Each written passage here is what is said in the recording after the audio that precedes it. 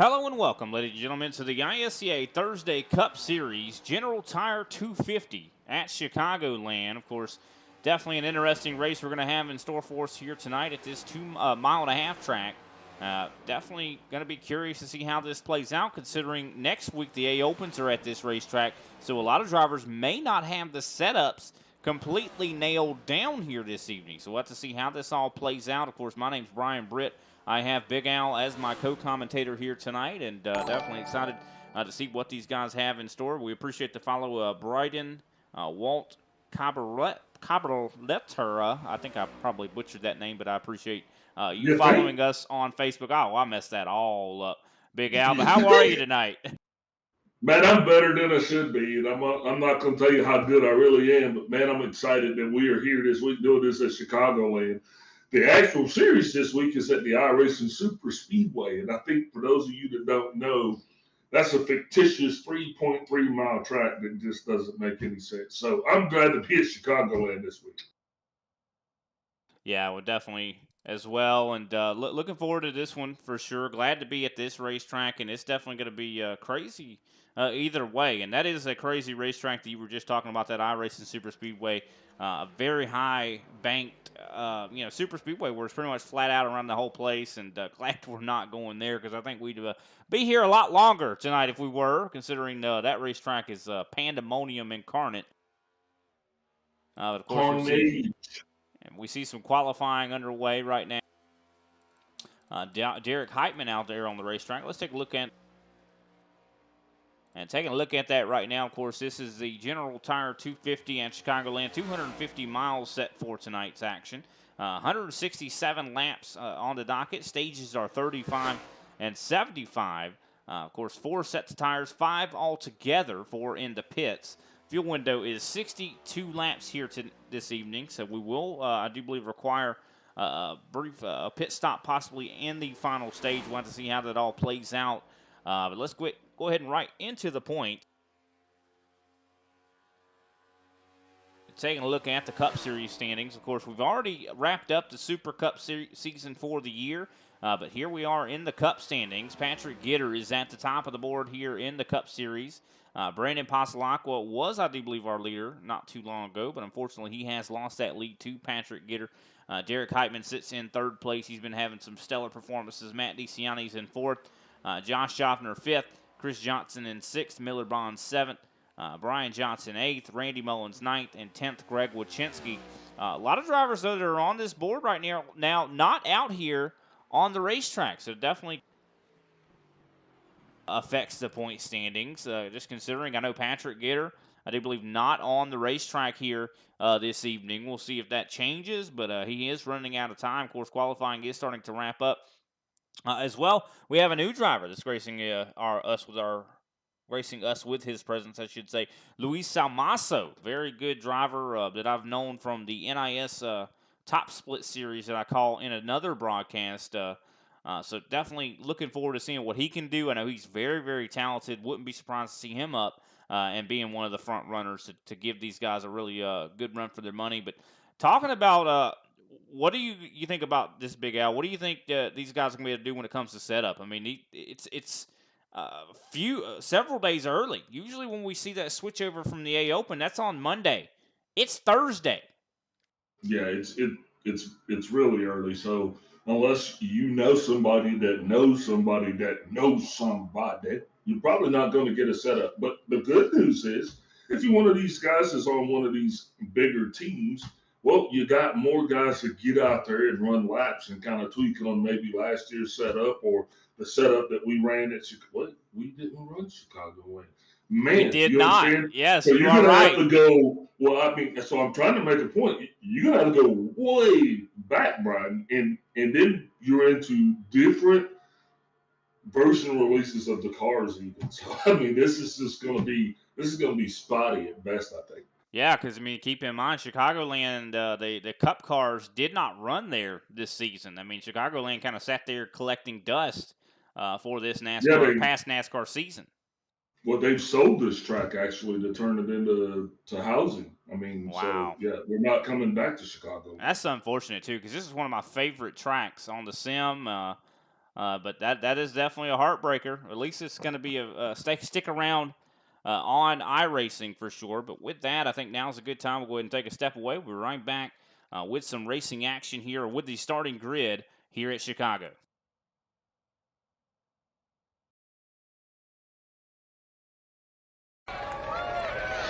Oh, say, can you see by the dawn's early light what so proudly we hailed at the twilight's last gleaming, whose broad stripes and bright stars through the perilous fight o'er the ramparts we watched were so gallantly streaming, and the rockets red glare, the bombs bursting in air, gave proof through the night that our flag was still there.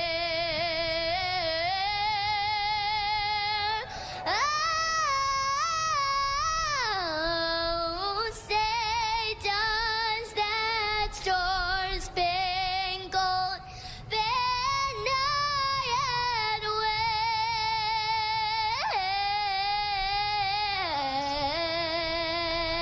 wave o'er the land of the free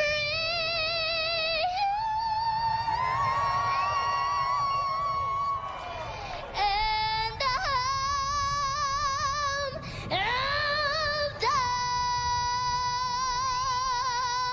brave.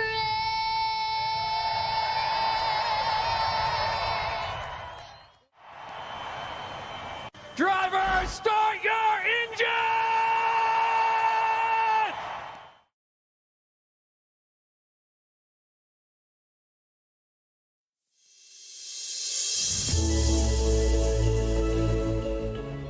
Hey everybody, my name is Warren Maddox. I am the president of Ultimate Experience Outdoors. Our mission, we are dedicated to taking veterans, first responders, youth, and Gold Star family members on outdoor excursions across the country. Support for our mission has many forms, from camp cooks to the great storytellers, some buddies with the band, maybe you just want to build a campfire and sit around and listen. Nothing goes unnoticed. Camaraderie is reborn. The acceptance among the men and women that took an oath. Whether it was decades ago or recently renewed, but never forgotten. If you feel like you could help us, please visit our website, www.uxonation.org. There, you can register to hunt, sign up to sponsor an event, or even donate to us so we can continue to execute our mission. Oh my gosh, I'm so comfortable, bro. We get a hug, man. What have you done, Jim? We need your help to hold the line once again.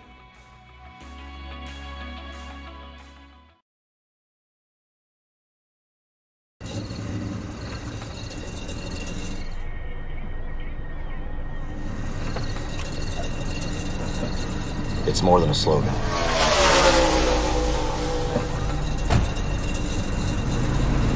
Whether you're on the track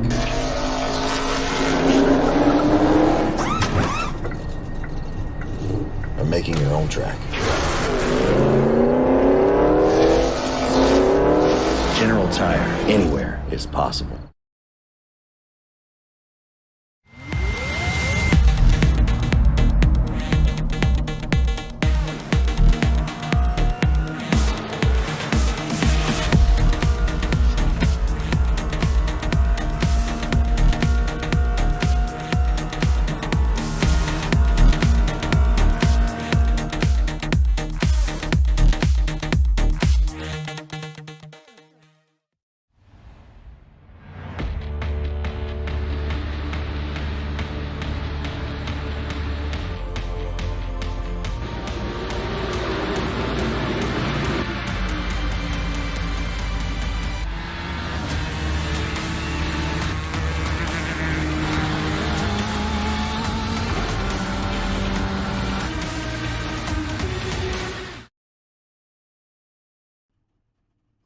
Welcome back, ladies and gentlemen, to ISCA Thursday competition. Randy Mullins, of course, going to be starting on top of the pole with a 29.804. Randy Mullins even jumped in the booth before the broadcast. Wanted to wish us the best of luck. Apparently, he has something in store for us here tonight.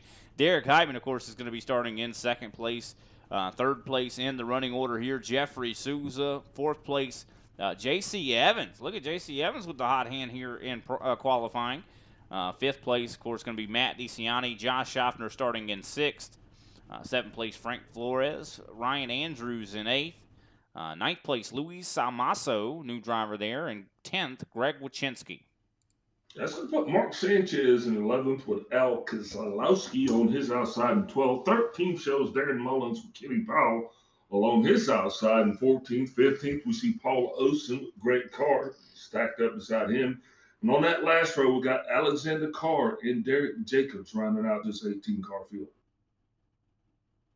That is right. 18 cars have come here to do battle at Chicago, and this is one of my favorite tracks. We talked about that a little bit before, and it's just a multi-grooved style racetrack. We're going to see guys making passes on the bottoms. We're going to see guys, ripping it around the top of the racetrack. Also, you got that kind of apron on the front stretch. You can go down in there. Of course, it's risk versus reward, though. You could possibly burn your tires up a little bit too much down there, as well as if you put two tires down there on the apron on the front stretch, you could end up spinning out. Very easy to do, especially in these next-gen machines.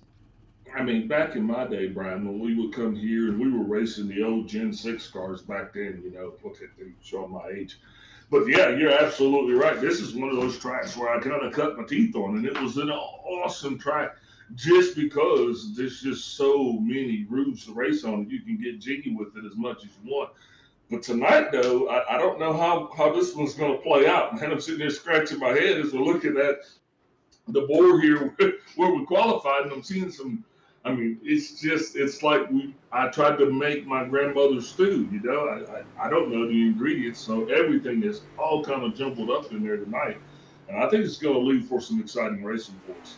Yeah, I think what you're trying to say is, you're trying to make your grandma a stew, but you don't have the recipe. You're just kind of having to go from what she told you, And that's what I think a lot of these teams are going to have to do here tonight. The analogy being some guys that we would usually see qualifying better, some teams having a better qualifying effort, just not where it would normally be. Some guys that we wouldn't expect to see kind of up front, they're sitting right up there. So lights out on the pace car.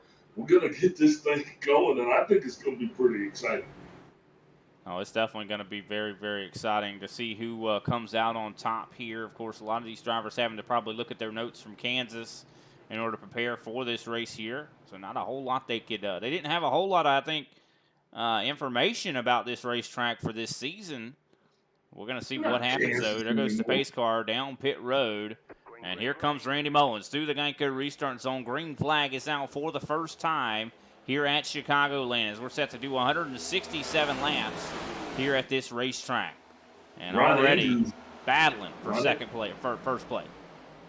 Ryan Andrews not getting the start that he wanted. That caused that outside line to really kind of stack up a little bit. But here they come down the backstretch here, trying to put the first lap in the books.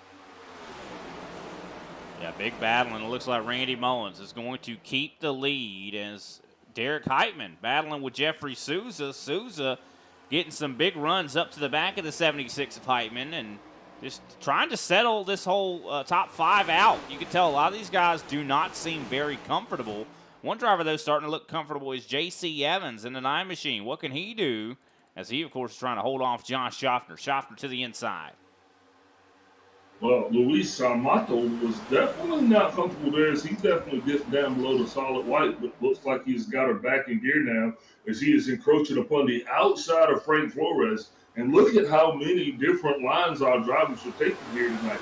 What do you think tire wear is going to be like on this thing since, who knows where these guys want to go get their setups? Who knows what trash their setups in? I'll be honest, there's probably not any setups available this early in the week. To be honest, I don't think there's a whole lot of place you could go buy a setup from, or I think a lot of these drivers probably had to build their own or hope that some shop might have had some type of preliminary setup if you, of course, were a subscriber or something, development driver, or like you said, a house driver. You might have access to something that maybe the builder had cooked up.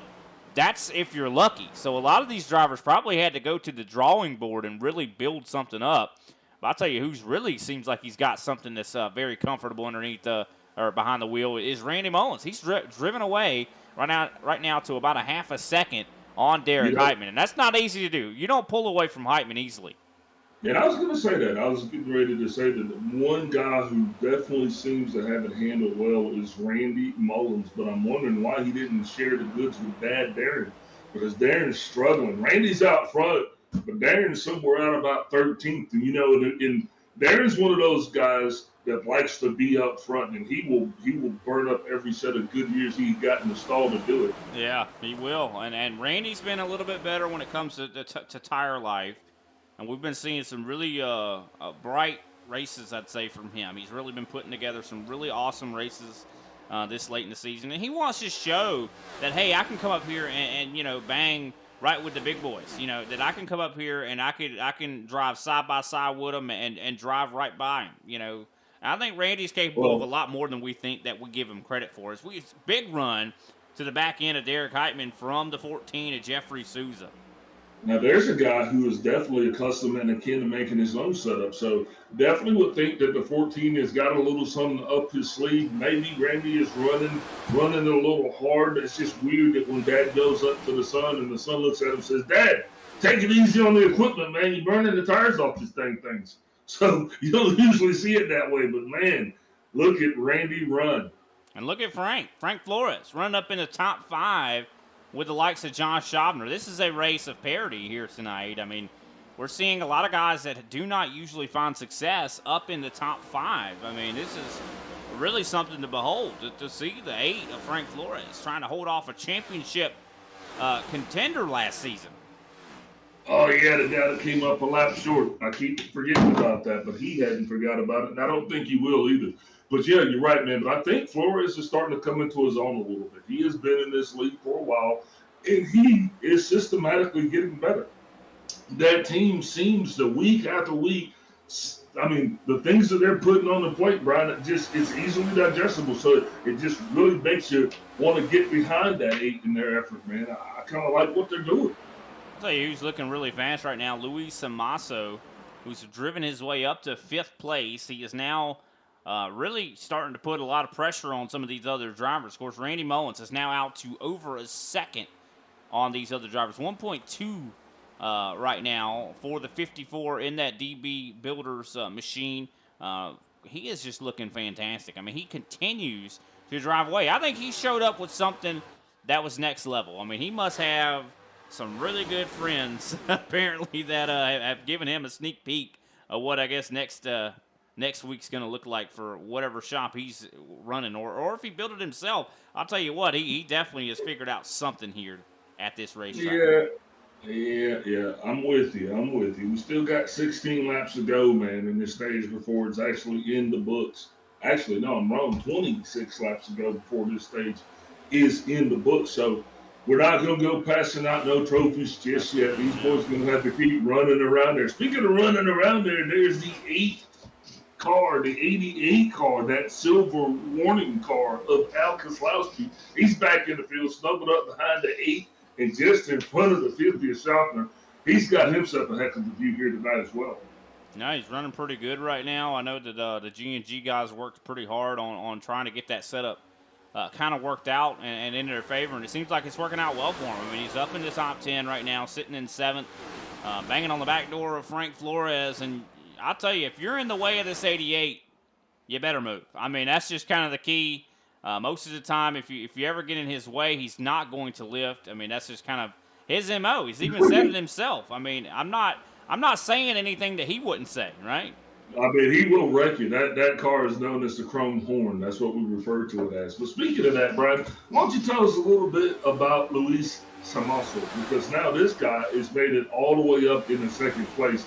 And I don't know him from a can of paint, so why don't you tell us, man, what can we expect from him Because it looks like he's putting on a clinic down there for us. Oh, he definitely is very fast. I mean, I've of course called a bunch of races that he's been in the NIS Top Split that I called with the company Grid Vision just recently, and he was very quick in that series, and he's also jumped in the booth and talked with me as well. You know, had brought he's co-commentated with me in the past as well, so he is a friend of the booth. He's also a driver I've seen, being very capable on the racetrack behind the wheel, and you're seeing that right now. I mean, he's putting on a pretty good performance right now. Got by Derek Heitman. That's not something that just happens. You don't get by Derek Heitman easily.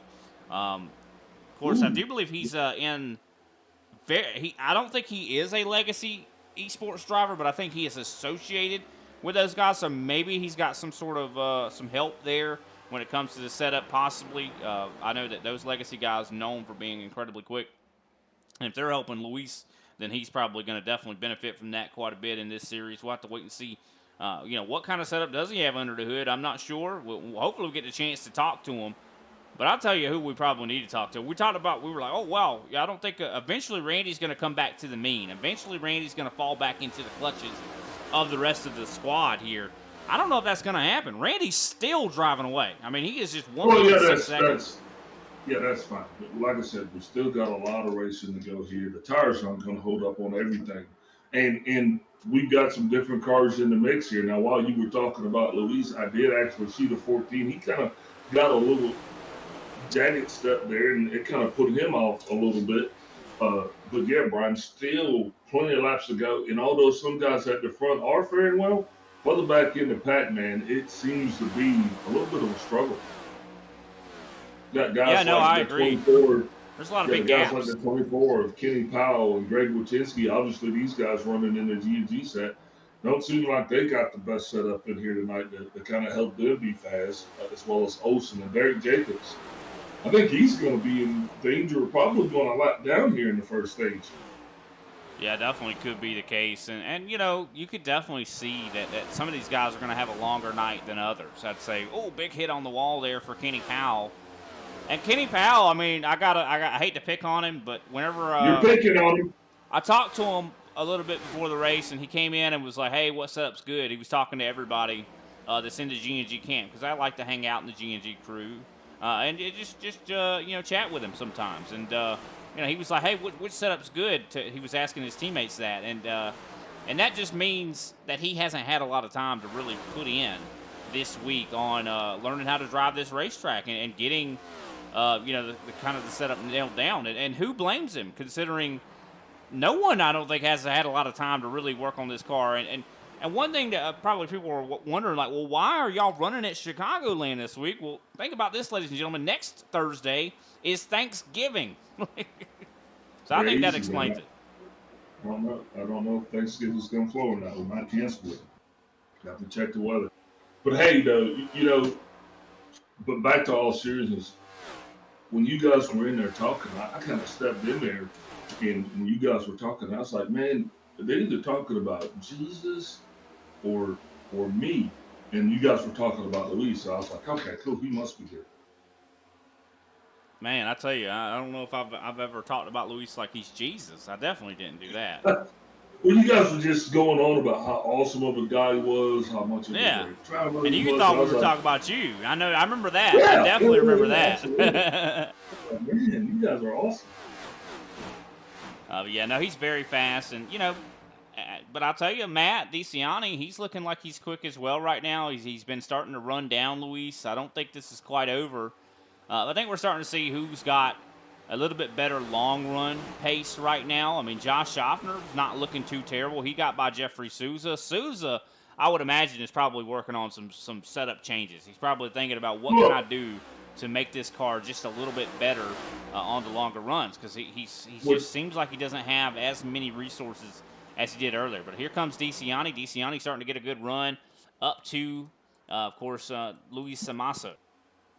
But with just under 16 laps to go here in this first stage, though, I think guys right now are going to start to come into their own, because no matter what you're running, you're going to take it easy through the first half of the stage. And then, because you got to save something for the end, because at the end is go time. and we're still not even the go time yet. We still got about, I'm gonna guess 7 laps will be go time at a track like Chicago, just because it is such a long track, and at the point where the guys are going to be at, yeah, they're gonna want to put the hammer down. But man, she runs long for a 1.5-mile track.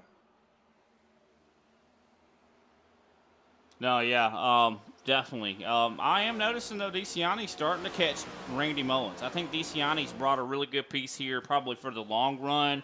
He'd be one I wouldn't be surprised to see him come with some speed, just considering, was racing for Michael Conti. Not sure exactly what is going on with his team right now, considering there has been quite a bit of shakeups with EPI.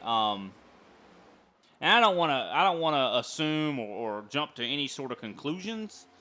So I don't know exactly whose setup he's running right now exactly. But I hope we get the chance to talk to him, and maybe he can even give us some insight into whether he's sticking with EPI, because I know EPI had a pretty big shakeup to where they had their main NASCAR builder actually has decided to I do believe separate from EPI, and he's taking a lot of guys with him. Not sure who. That's the big question mark. And as I was wondering to see Patrick Gitter tonight, because Gitter, of course, known EPI driver. I was wanting to see what that paint scheme looks like. Now I am looking at DeCiani's car. You can see that he does have the EPI logos on that race car, so I would assume he is sticking with them.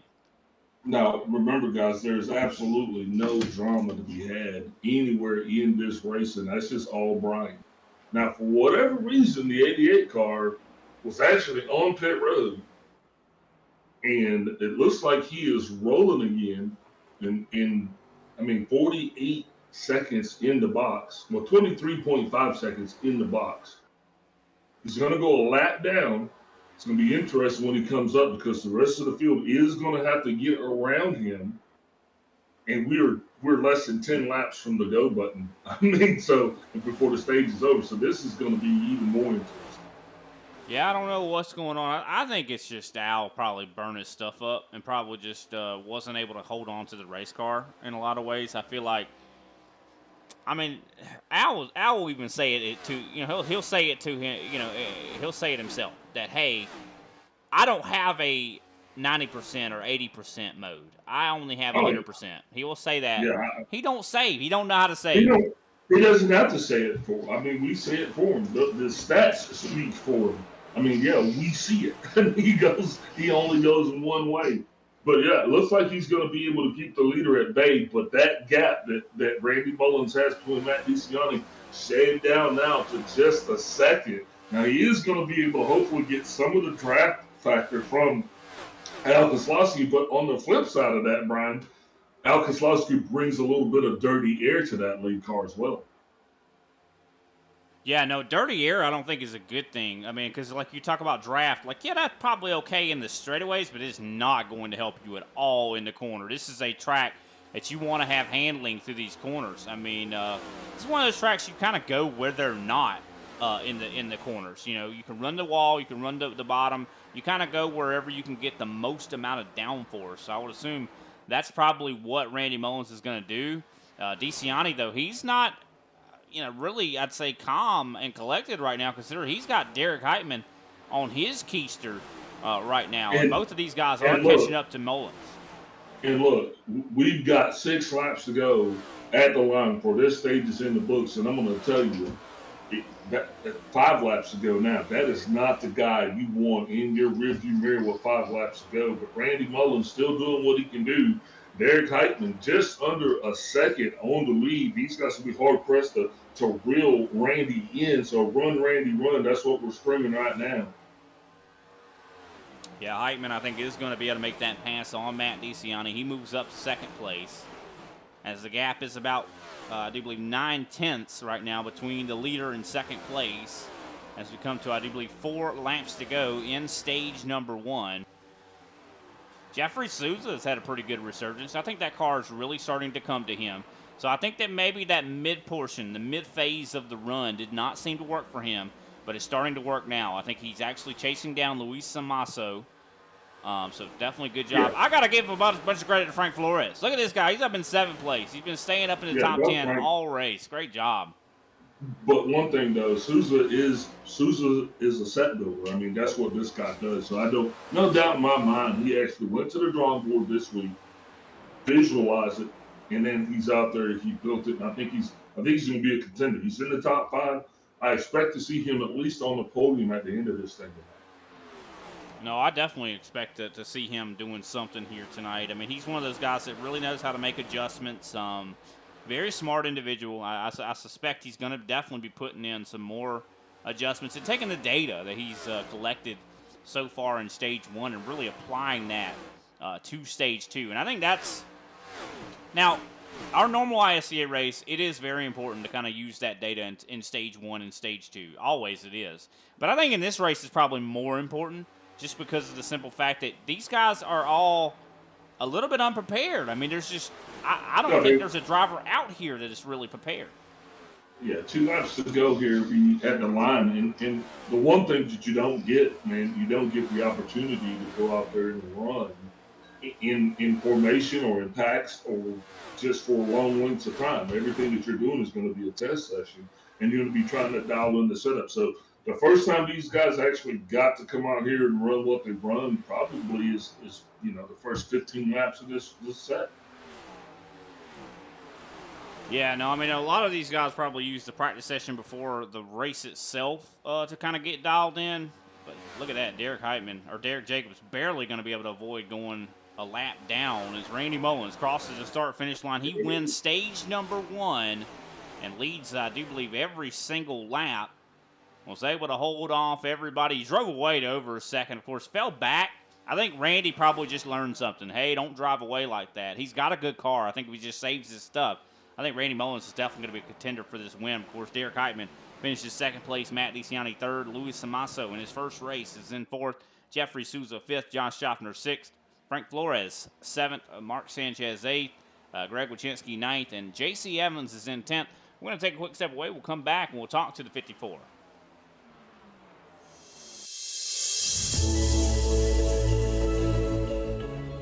Hey everybody, my name is Warren Maddox. I am the president of Ultimate Experience Outdoors. Our mission, we are dedicated to taking veterans, first responders, youth, and Gold Star family members on outdoor excursions across the country. Support for our mission has many forms. From camp cooks to the great storytellers, some buddies with the band, maybe you just want to build a campfire and sit around and listen. Nothing goes unnoticed. Camaraderie is reborn. The acceptance among the men and women that took an oath. Whether it was decades ago or recently renewed, but never forgot. If you feel like you could help us, please visit our website, www.uxonation.org. There, you can register to hunt, sign up to sponsor an event, or even donate to us so we can continue to execute our mission. Oh my gosh, I feel talking, bro. We get a hug. What have you done, Jim? We need your help to hold the line once again.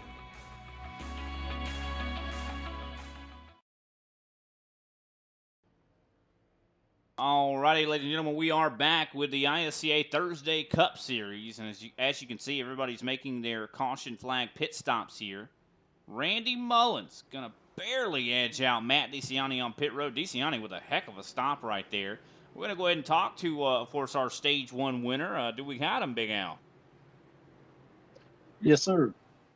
All righty, Randy. Definitely, what a phenomenal performance there for Stage 1. You drove away to over a second. Unfortunately, those guys were starting to catch you. What can you do to aid that? Considering, I mean, you seem like you got a really good race car. Maybe conserve a little bit better. You might have a chance of winning this thing tonight. Yeah, absolutely. That first stage, I knew going in that I was going to go all out just to see the separation I could get from the field. And now that I know that the car's fast and I see the 1 and the 76 coming, I don't need to run those lap times. I can back it up a little bit, save a little tire, and like you said, I think I'll be there at the end. Definitely seems like it. Now, how did you prepare? I mean, this is one thing I think we're going to ask a lot of drivers tonight is, this is a kind of a odd race this week. I mean, the A Opens are at iRacing Super Speedway. Chicago's next week. I mean, a lot of the setup shops, a lot of the teams they don't have setups for this. That's true. But I reached out. I've been running Conti stuff all year. I reached out to him, told him that we wasn't running iRacing Super Speedway, and he sent me something, and I turned about 100 laps in it. And by looking at his timesheet, I said, "Man, this thing's good." So I didn't mess with it. Well, that's definitely good that you had a friend like that to help you out. Of course, Michael Conti definitely known for being a very good setup builder, and I know recently there's been some changes as well when it comes to the EPI and Michael Conti kind of thing, and definitely interested to see how that kind of all unfolds. But glad to see that you kind of went with him. But man, great job to you so far. I mean, you asked last week, I think, to get some screen time. Well, you're getting it this week too. I mean, your sponsor's gonna be happy, brother. Yes, sir. Last week I kind of lucked into that, but this week I'm putting on a show. But you know what? I'll take all I can get, brother. All right. Well, who can we shout out here tonight? Obviously, I want to shout out you two up in the booth, you and Al. You guys do a phenomenal job week in, week out. And then naturally, my sponsors, OB Builders, Ram Welding and Fabrication. And then I got one buddy, Mike Davis, that watches every single week. So I want to shout him out. All right. Well, thanks for your time, Randy. We'll see you hopefully later on. All right, buddy. All righty. That was Randy Mullins. And I thought the pace car lights were about to go out there, but of course, I think we're having longer cautions here tonight. So that's going to mean a shorter stage 2, which I do believe. So that means stage 2, I do believe, is going to be right around 35 laps as well, and maybe even 34. So we might even be a little bit shorter when it comes to stage 2. But I think, nonetheless, I think Randy kind of kind of mentioned it that he's going to kind of conserve a little bit better this time around, Big Al. Yeah, that's what he said. I heard. But the practical application is such. That's what we're looking at. Not sure what's going on. These guys should be getting doubled up here. Yeah, and I mean, pace car lights should be turning off this time by. Hopefully we don't have to do the rest of the 167 laps pacing. That would suck. But here we go. I think we'll see what happens this time around. There we go. And there they are. Now, a lot of times, I think recently they've been having it probably a little bit of a quicker yellows, but definitely not at Chicago. Of course, we haven't been to Chicago in quite some time, so. Time to turn the lights off, time to pay the bills, time to make these things burn gas and make noise. They're definitely going to be doing exactly that. Pace car lights are out. Randy Mullins, of course, at the top of the board right now. Matt DeCiani is in second place. Derek Heitman sits third. Luis Samaso actually is going to be third, I should say. Heitman is in fourth. Josh Schaffner is going to be up there in sixth. I do believe Sousa's fifth. And we'll have to see who has made the adjustments they need to get this thing working. I definitely know some drivers that definitely have put in some adjustments. Of course, Derek Heitman might have. I know even DeCiani. Surprisingly, a lot of people would be surprised. He does a lot of adjusting on the race car throughout the race. Does a little bit of some experimenting. We've heard about that before from Patrick Gitter. But here we go. Randy Mullins set to take us there to green. Pace car taking that left turn down pit road. And we enter the Geico restart zone. Green flag is out for the second time at Chicagoland. Randy Mullins up to the gears quickly. Looks like a little bit of a late start there for Derek Heitman, or possibly a great start, I should say, for John Schaffner. Because Schaffner was starting to put pressure on Heitman as soon as the green flag flew.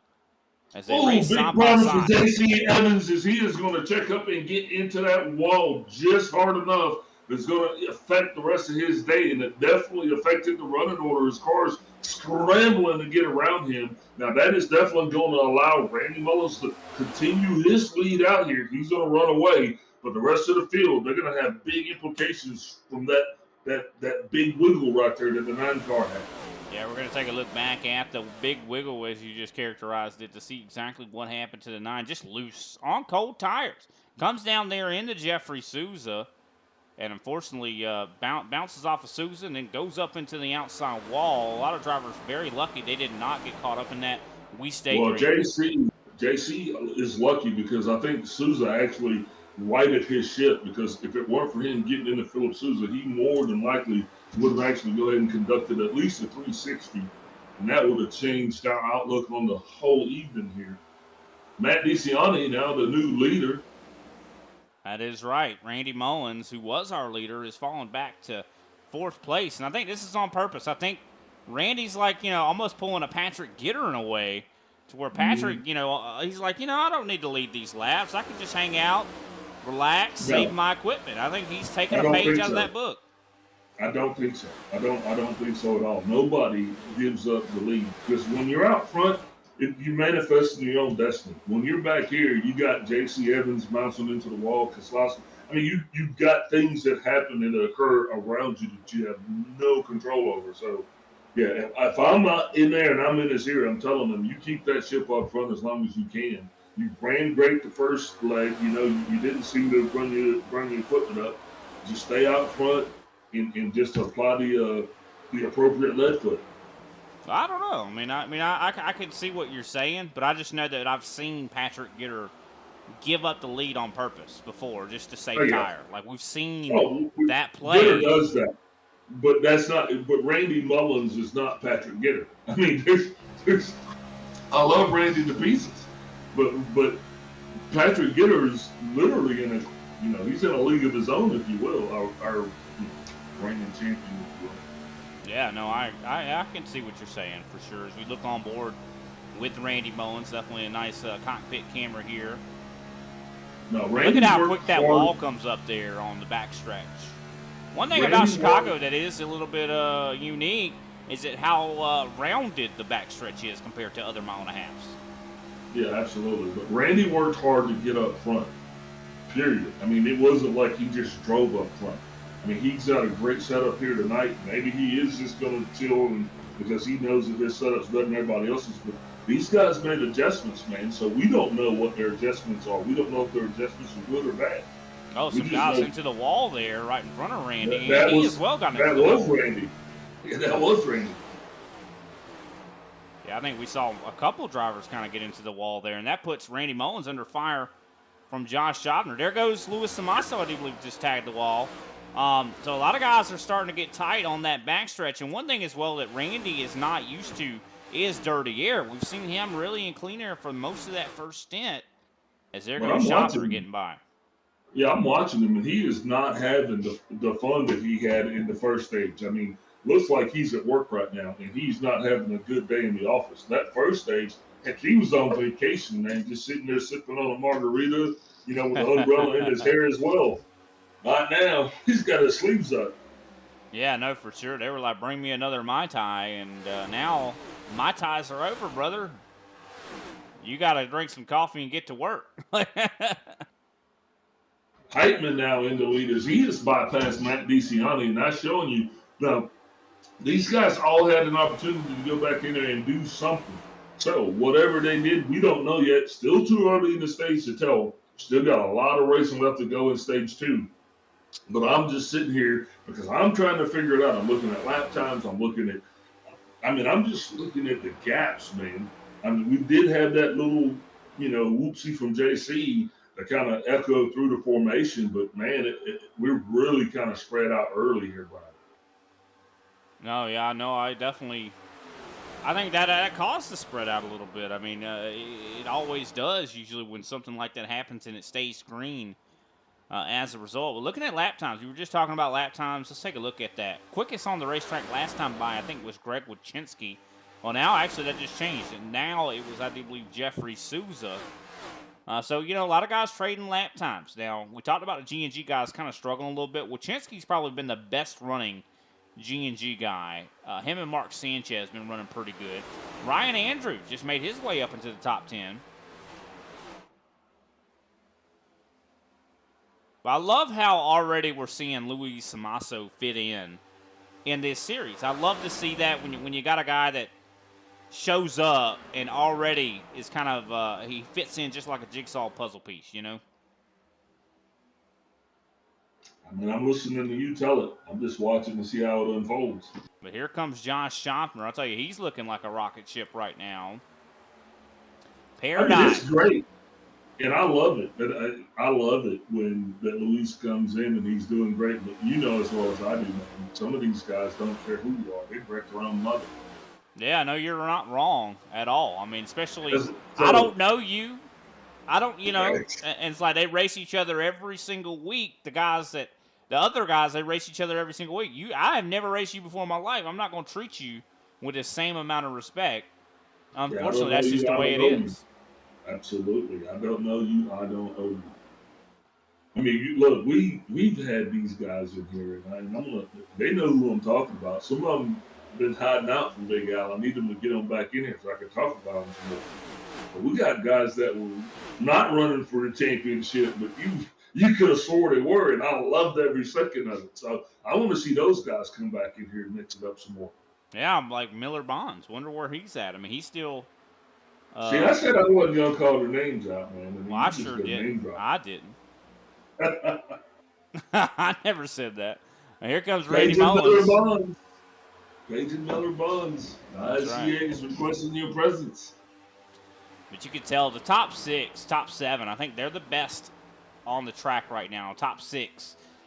You see Randy Mullins. He just got by Jeffrey Souza. Souza trying to get back by him. We're seeing some battles. I think this top 6 very close when it comes to pace. We'll have to see how this kind of plays out, but we'll definitely see if anybody's going to be able to make any adjustments to kind of get to match these guys up here.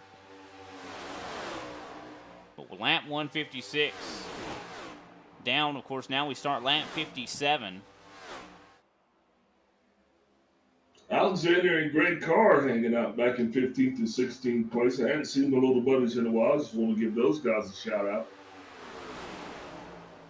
Yeah, they definitely have been struggling somewhat here. Al Kozlowski, of course, we talked about him hadn't made that green flag pit stop earlier. He's now 2 laps down, and I think he's actually out of the car.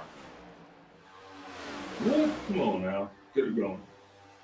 Battle for the lead, though, is underway. Matt DeCiani trying to put some pressure on Derek Heitman. Of course, Heitman trying to see if he can enjoy that clean air. I'll tell you who's really fast. I got to give a lot of credit to the 14, Jeffrey Souza. I want to look on board with this driver. Moving. He's moving. I mean, it just seems like wherever he's driving at, he's getting good runs.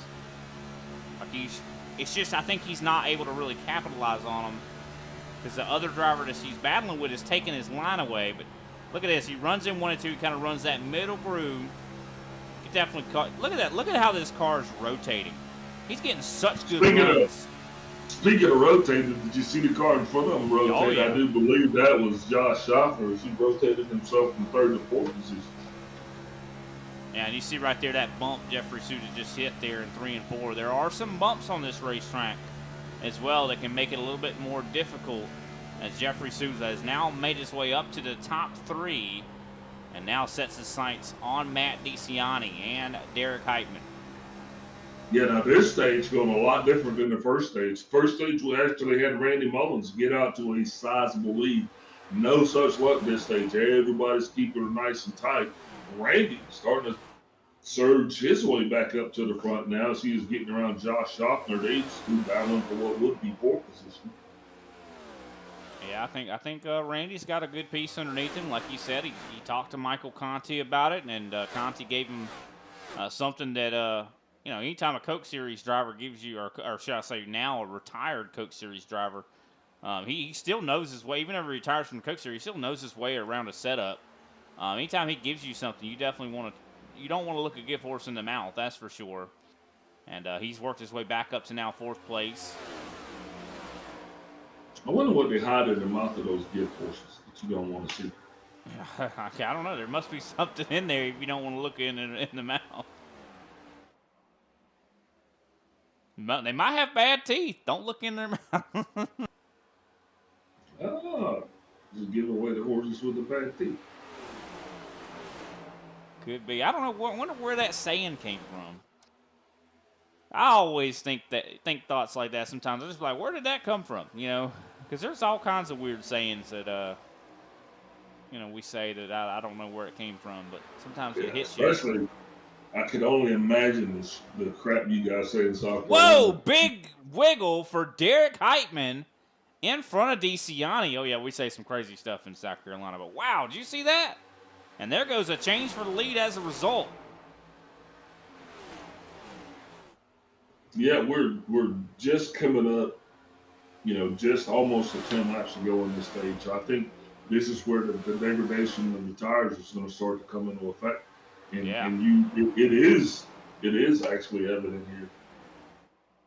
Yeah, and it's a lot more closer of a race, of course, for the lead. We saw Randy Mullins had gapped the field in that last stage. Now Randy starting to surge ahead again, though. Jeffrey Souza taking a big run on the outside of Derek Height. And that Souza media machine, a.k.a. the Souza short bus. Oh, a little bit of a hit there on the wall for Souza. Jeffrey Souza builds setups, and I said I'm putting him on the podium here before the end of this thing tonight. Now, hopefully he'll be able to come up here and show Big Al that that I do know a little bit about what I'm talking about. I don't know. He just tagged the wall. Hopefully he keeps that car clean. That's going to be the main thing. Big run though, like you're saying. There he is on the inside of Derek Heitman now, starting to size up the leader, Matt DeCiani. Now he's going to take the inside line on DeCiani. You see, that is the preferred line as he comes back up over the solid white. Want to see if he can pinch it going into turn one. These guys definitely seem like they're having to be it. This is work. A lot of times, you got drivers like DeCiani, Heitman. They come out here week in and week out with really, really fast race cars.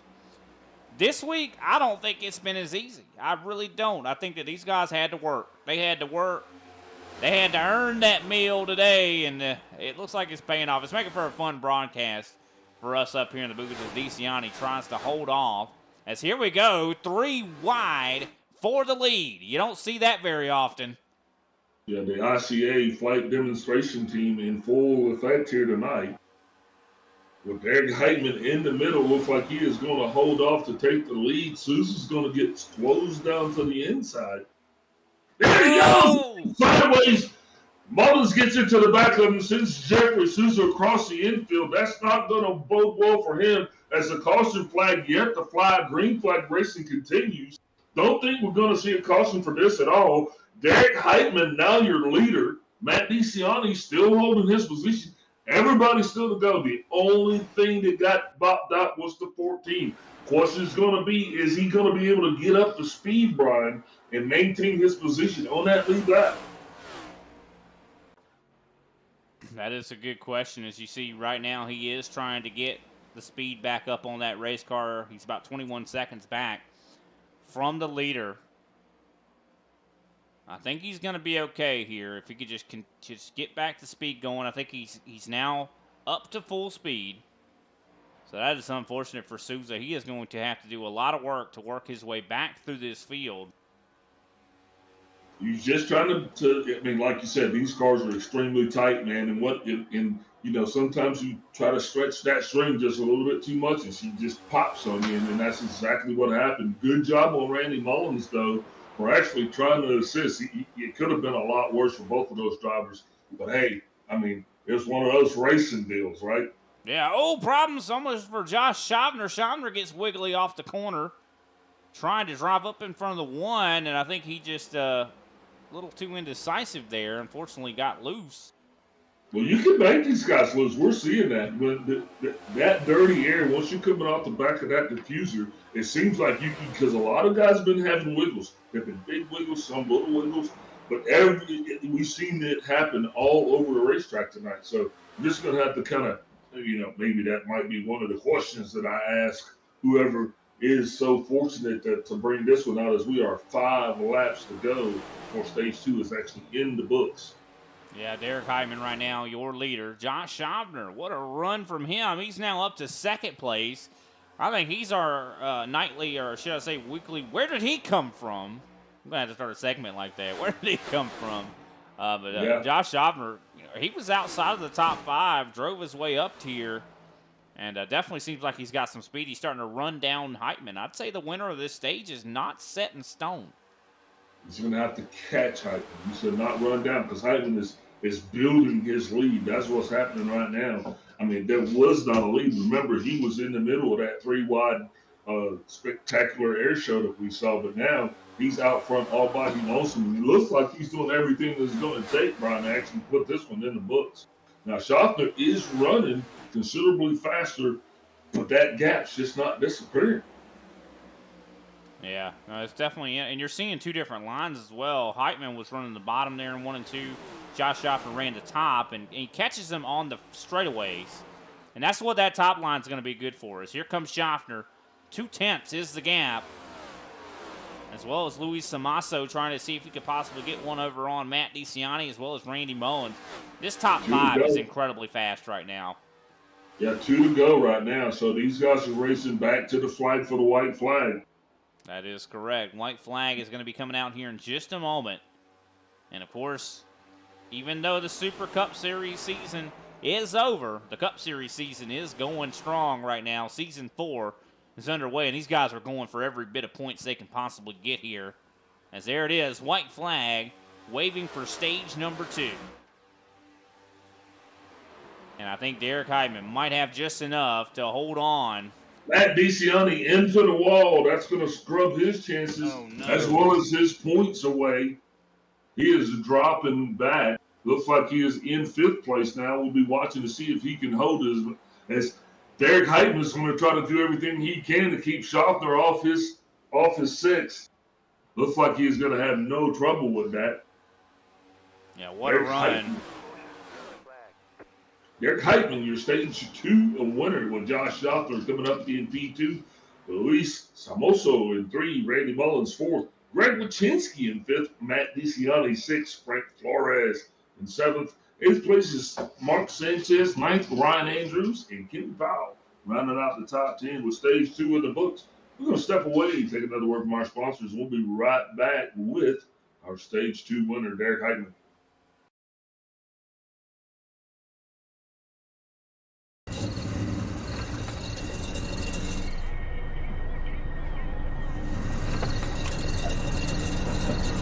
It's more than a slogan.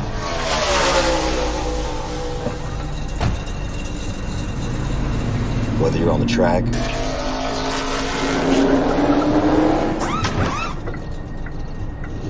or making your own track, General Tire, anywhere is possible.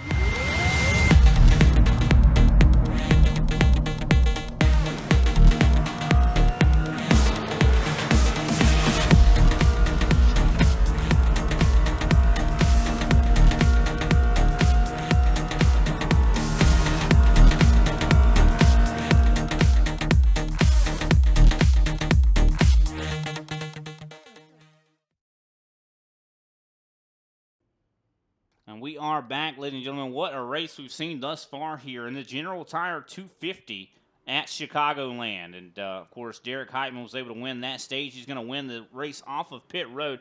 Big Al, I do believe, is going to be having a chat with our stage 2 winner. Derek Heitman, Big Al up in the booth. You got me. Hey, Big Al. Man, don't sound so excited, brother. From where I'm sitting here, looks like you're having a pretty good time. That's my first time here. This is your first time, I can tell.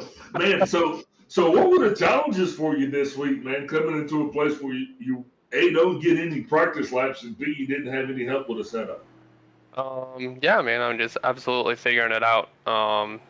As far as practice laps goes, I did a lot of test session with Matt throughout the week. So we've just kind of been throwing stuff at the car and trying to figure out what we can do to make it better.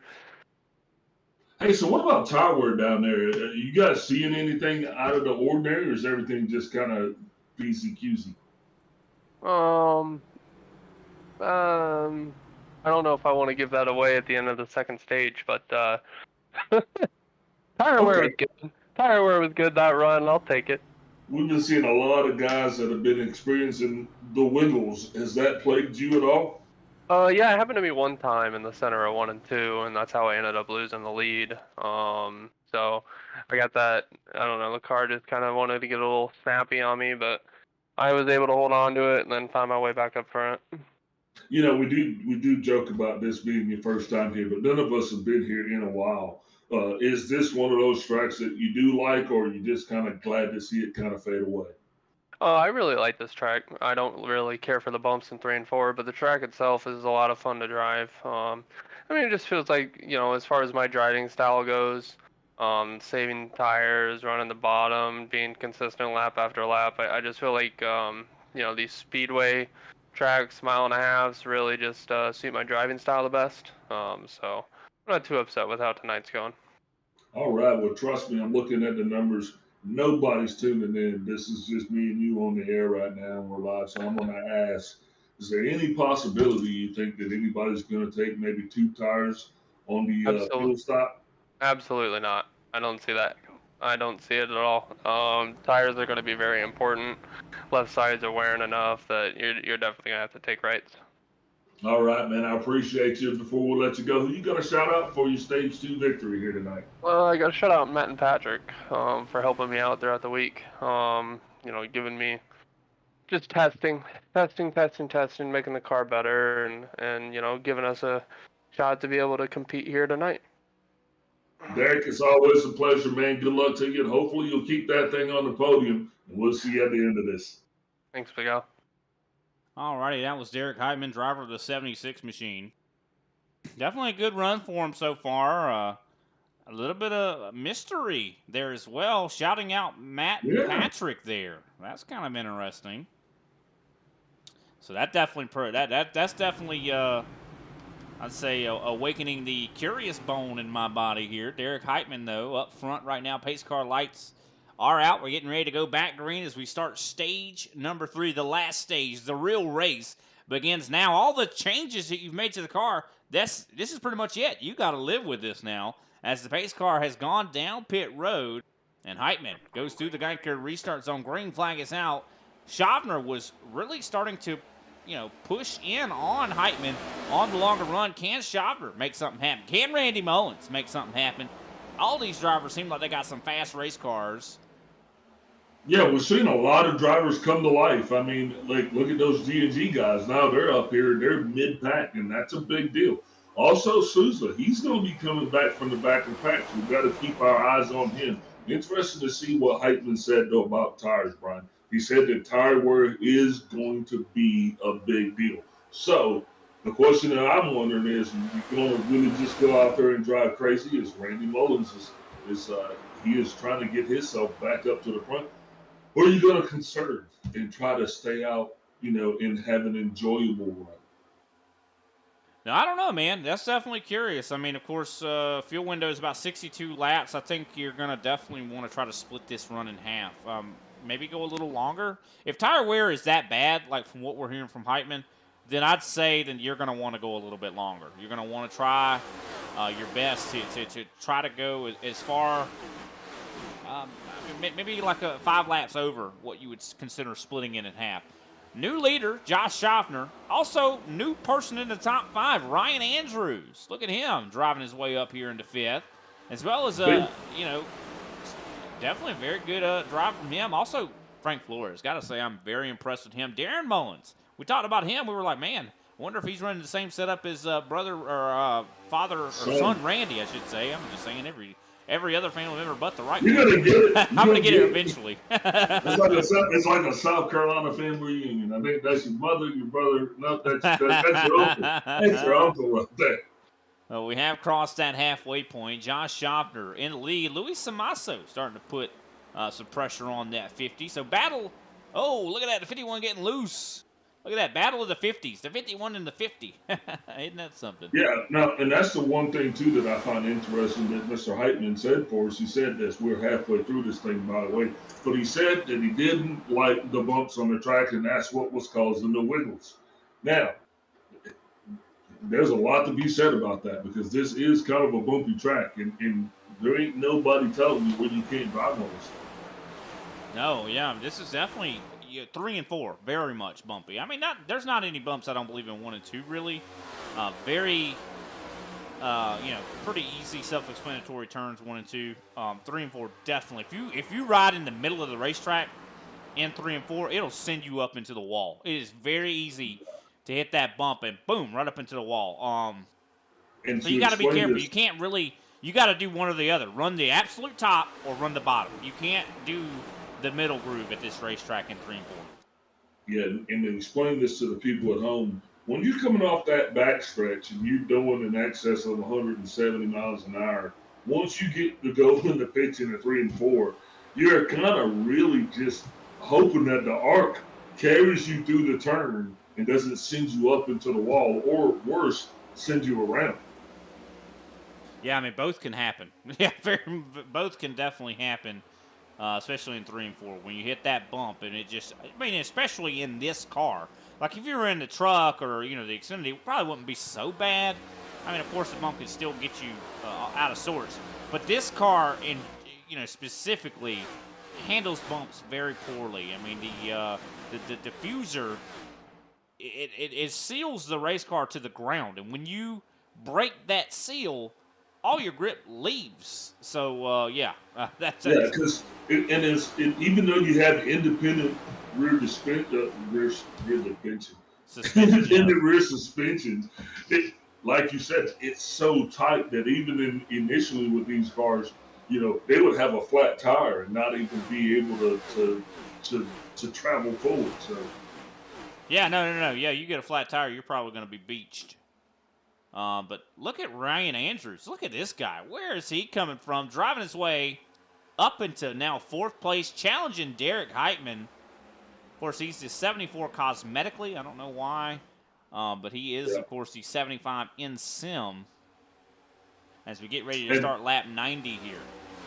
And, man, I just want to go ahead and give this dude a shout-out, too, because anytime we get a new driver that's in the top 5 like that, that's kudos to you, Ryan, man. Hopefully you can keep stringing these laps together and pull out a decent show for you guys, because it might be a steak night. You know what I mean? A lot of teams will come out of here eating bologna sandwiches, but if he can keep that car up front, man, it might be a steak night for that. Yeah, I mean, he might even get an interview. You never know. But we've seen guys on the later runs have issues, to where they get real loose or real tight. We've seen a lot of handling problems tonight. Of course, we haven't seen any cautions based on an incident, but we've seen guys that have spun out and went all the way to the back. Speaking of that, spun out and went all the way to the back, Jeffrey Souza, he's up in 7th. What a recovery drive for the 14. I think he really does drive a school bus. Well, I don't know. He's driving a very fast school bus right now because he's working his way up to 7. The 51 of Luis Hermoso is in the lead now. So first-time driver in the ISCA. Now he's out front showing us the way, which, hey, kudos to you, sir. Shout out to you, and good job. No, he's definitely fast. I mean, I'm just concerned because Luis did not seem like he was as good as the other drivers on the long run. This setup. Right now, I'm just saying. Good. I feel like he's great right now. I'm just saying whenever you get a little bit longer into the run, he seemed like he didn't have as much speed as the rest of the guys. So I feel like, he's a great driver. I'm not trying to. It's a setup. I think it's a setup. Exactly. I think because here's the deal. Somebody has got to be Spider-Man, if you will. We go four-wheeling all the time, and in the summertime, the first person's going to catch all the spiders. Well, in this case, he ain't going to catch the spiders, but everybody's letting him go so they can save and conserve. You got to have a rabbit. You got to have a marker so you'll know not to go out there and run so fast that you're going to, cause you to have to pit prematurely based on tire wear or fuel burn. You know what I mean? This is conserve time, I think. Starting to see a race for his 3rd place position. Ryan Andrews is putting a lot of pressure on Heitman, and Heitman is not folding here. So I'm curious to see how this plays out. Like, does Ryan get a little bit impatient? I wouldn't look. All I'm going to say is act like you've been here before. What I mean when I say that is, you might be new to running in the top 3, but you still need to act like you've been in the top 3 for a while. Because if you come up here and you act like it's the first time, you won't be back again. Does that make sense? Yeah, no. I think I think you're definitely right. I think you definitely want to act. You want to fit in and learn from these guys. There's a lot of guys to learn from in this series. If you see a change for the lead, Josh Schaffner taking it. And the big thing that we get too, man, is we get green flag pit stops if everything goes well. And that's something that these guys haven't done at this racetrack in a long time. So, and you might practice it, but I guarantee you a lot of guys probably didn't think to. But it will definitely, that one guy that works here sometimes, he says that you pit for show. No, you drive for show, but you pit for dough. That's what he says. He says that? Who is that? I wonder. Yeah, I see him sometimes when he walks through. Here we go, change for second place. There goes Luis Samasso back to third. Derek Heitman has driven up into second now. As interesting to note, we're about 19, coming up to 20 laps into this stint. And we're coming up, I do believe, to about 70 laps to go. Fuel window I mentioned before is 62. Still a long way to go. These guys are going to have to make it on these tires. Oh, yeah. Or you just hope that you don't run into a similar situation that we ran into last week, where the majority of the field had actually already pitted, and then there was drama on pit road. There was a caution. That is definitely true. As we are seeing some battles further back, I want to definitely make sure we pay attention to some of these guys. We see, of course, Mark Sanchez. He was up in the top 10 earlier. It was one of the best running G&G cars. Now is back here in the fray. He's battling, of course, with Greg, I do believe, Carr right now.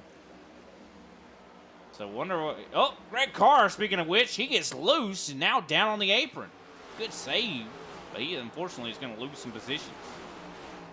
Speaking of losing positions, the one car, Matt DeCiani, I mean, he is still That's a good point. I didn't even notice that. He's bringing up the rear with no chair. I mean, not having a good time. Even his last stop was 33 seconds in the box. So not sure what's going on with that car. Yeah, I have no idea. That's very, very curious. I mean, I'm glad you raised that because I surely forgot even because DeCiani was up here in the top 5.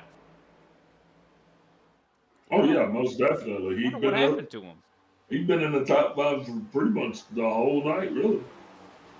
But here comes Derek Heitman coming to challenge the Iceman, Josh Schaffner. As we see the lead possibly going to be contended. Randy Mullins back up into third.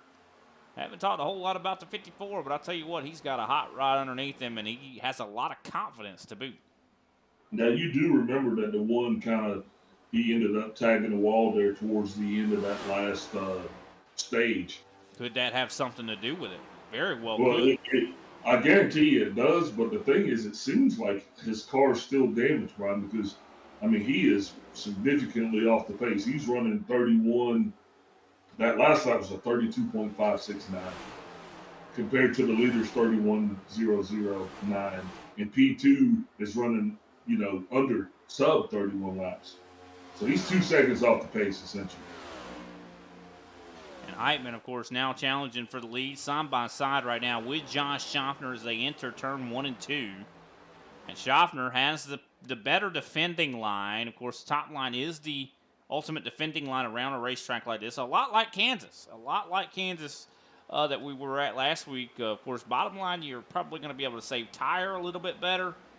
But top line, you're going to be able to defend incursions. And because this battle's been going on for the lead, there's another competitor that has entered the fray. Randy Mullins was about 8/10 back before. Now he's only 3/10. He is now right here, and I think he's right in spitting distance to try to take this lead.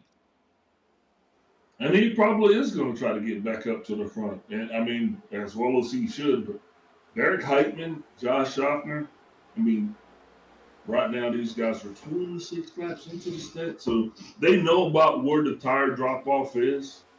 But I think you're onto something when you say you run a little bit past that half So I think a lot of drivers are going to go further than they've actually done tonight on the tires, and I think that might actually cause a little bit of fun. Now, one thing that we haven't talked about, we haven't talked about the track conditions. So it looks like, it's 76 degrees in the seats and it's 80 degrees on the street. Track temp 80 degrees, winds out of the west at 6 miles an hour. So that track's probably, I was expecting it to be a little bit hotter, but, it's Chicago in November. So, yeah, pretty chill, I'd say, on the racetrack. As you see Derek Heitman, of course, has taken the lead from Josh Schaffner. I think Schaffner was a little bit faster in that 30-plus lap run range. So we'll see if that's going to still be the case. I feel like everybody that's been up in here in the leader in the top 5 have been fast at certain points. It's really going to be about who is fast long, considering this whole race has been entirely green, except for the stage breaks. Randy Mullins, he's just got by Schaffner. I think Schaffner, if I was in his mind right now, if I was driving that race car, I would probably be like, okay, let me cool these tires down, not lose sight of these guys, and just bide my time. Wait until they hurt themselves, because if Randy pushes Heitman to over-abuse his tires, that's perfect if I'm the 50. And we've seen it, and we've been looking at it most of the evening where, the longer these cars run, the worse the handling gets. And, we still got the possibility of having a caution come out. Let's just be honest about it. So, yeah, I got to give a lot of credit to Kenny Powell. I thought he was plumb awful earlier in this race. We even talked about it like, man, he just doesn't seem like he's... No, you. Okay, yeah, okay, yes. I even mentioned that he had not practiced or prepared for this race at all. And look at him. It just shows the driving ability, I'd say, that Kenny Powell has to be up here in 7th place, as well as Darren Mullins. Really thought he was terrible today. And look at him up here battling for a top 10. Greg Wyszynski, haven't seen a whole lot of him. He's up in 10th right now. Frank Flores, he's been consistently in the top 10. But I think Frank is starting to fall back a little bit as he is, of course, being engaged in a battle with Greg. And Kenny did actually pick up a stage point right there on stage 2, right there at the end. He was the last of the points being positioned. So if he can string this thing together, the next series of laps, get a decent pit stop, have a decent finish, Brian, that's a great points day. That's what these guys got to understand. The longer these guys that are still into the points don't show up to race, and you're just out there picking up points here, points there, that's what you need to do in order to be in it. Here we are. Battle, of course, right now for 4th place is underway. Luis Samasso trying to hold off Jeffrey Souza. Souza has, I think, the best car in a lot of ways here tonight. I really think that. I think that whenever he was battling with those guys earlier, he showed that he just had the pace to beat in a lot of ways. He just gets such massive runs that a lot of these guys, you don't see that from any other driver really, except for the 14. Now, does he have the long-lasting, speed? That's going to be another question altogether. But right now, he's definitely recovered very nicely, and he deserves definitely a round of applause for the performance he's put on here. The guy spun out, went back to, I do believe, 15th or something, and is now back up here in contention for possibly even a podium. Now, going back to Matt DeCiani, last time we looked at him, he was about 12 seconds back from the leader. He is now 23 seconds. My goodness. He is now literally in danger of being lapped. And I'm watching his lap times, still, he's running 32.272 on the last. That's a full second slower than the leader. I just think, kudos to him for keeping going around, but I just know it's a long day right there when you're in a situation like that. No, it's definitely not fun in the slightest. You go from running up front, Brian, being a contender, thinking that, hey, guys, we got a good shot at winning this thing, to just like that, you're in the wall, and, now your chances are bad, and you're just out there to save face at this point. Yeah. Yeah, I think he's hoping that something can kind of change and go his way, but it just does not seem like that's in the cards, to be honest. It just, the way how green this race has been going, Yeah, I think he's going to park it now as he's coming out of the way of the leaders on pit road. Man, that's just a heartbreaking day. Yeah, strong race car, top 3 car easily tonight. I mean, he's had I think he had a race winner car. I mean, I think he was definitely capable of battling with a driver like Heitman, Schaffner, or Samasso, or Mullins. I mean, he very much was fast enough to contend with those guys, and it's just heartbreaking that one little mistake that changed completely. I mean, you can just tell how I think a handling of racetrack this is. I mean, you have to keep the car clean. I think it's the main thing. Is we're now 116 laps into this thing, and these guys are about 38 laps into their run right now. Now, I'm pretty sure in the next 10 laps, probably in 10 laps or 15, we're going to start to see green flag stops. Now, additionally, this is the longest run that these guys have had on their tires here tonight. So, you know, a lot of guys are going to be pulling at the wing, at the wheel, and they're going to be wanting to come in, and they're going to hear that spotter, you know, relaying it from the crew chief. The crew chief's going to be saying, stay out. You got to stay out as long as you can because, you know, I'm still watching the clock, man, and Ray, the flag man, is back. He did go down and get a hot dog and kiss on his girlfriend, but he's back up there, and he looks ready too, so. He went and kissed on his girlfriend, is that right? He hugged the kids, you know. Man, he did his taxes, and he just did everything. Hey, this race, he probably would have had time to do it all, wouldn't he? Definitely been a clean race, that's for sure. As Jeffrey Souza, of course, has worked his way up to 4th. Green flag pit stops underway to 64. That's going to be Darren Mullins. He is down and away. And what better car to lead us for our green flag pit stops in the 64? This is early. I'd say this is No, he stayed out as long as he could. He stayed out as long as he could. I mean, he probably burned his stuff up quite a bit. Not to pick on him or anything like that, but he's very aggressive when it comes to driving on the short run. So, I mean, I would assume he probably burned his stuff up quite a bit and, you know, might have needed to come in like you were kind of alluding to, I would assume. And I think that could maybe make it look a little bit more appealing for some other drivers to come down as well, you know. But I'll tell you this, Heitman and Schaffner is not coming down anytime soon. I don't think Randy Mullins is either. I think it's going to be in the next probably, I mean, they'll probably come down, like I said, 10 laps. I think that's probably when I expect to see some more guys peel off. And the one of Matt DeCiani back on the race surface now being shown some 4 laps down. But he did go in there and he got the damage fixed and now he's back out here. Now, he does have the leaders breathing down his virtual neck, so he's going to have to watch out for them and his relative. But I'll be watching to see if he's actually got that thing back up to race paces. That's going to be exciting to see. 47 laps to go. 43 laps so far on these tires. I do believe pit windows are going to be open in the next 3 to 4 laps, kind of like what you're saying.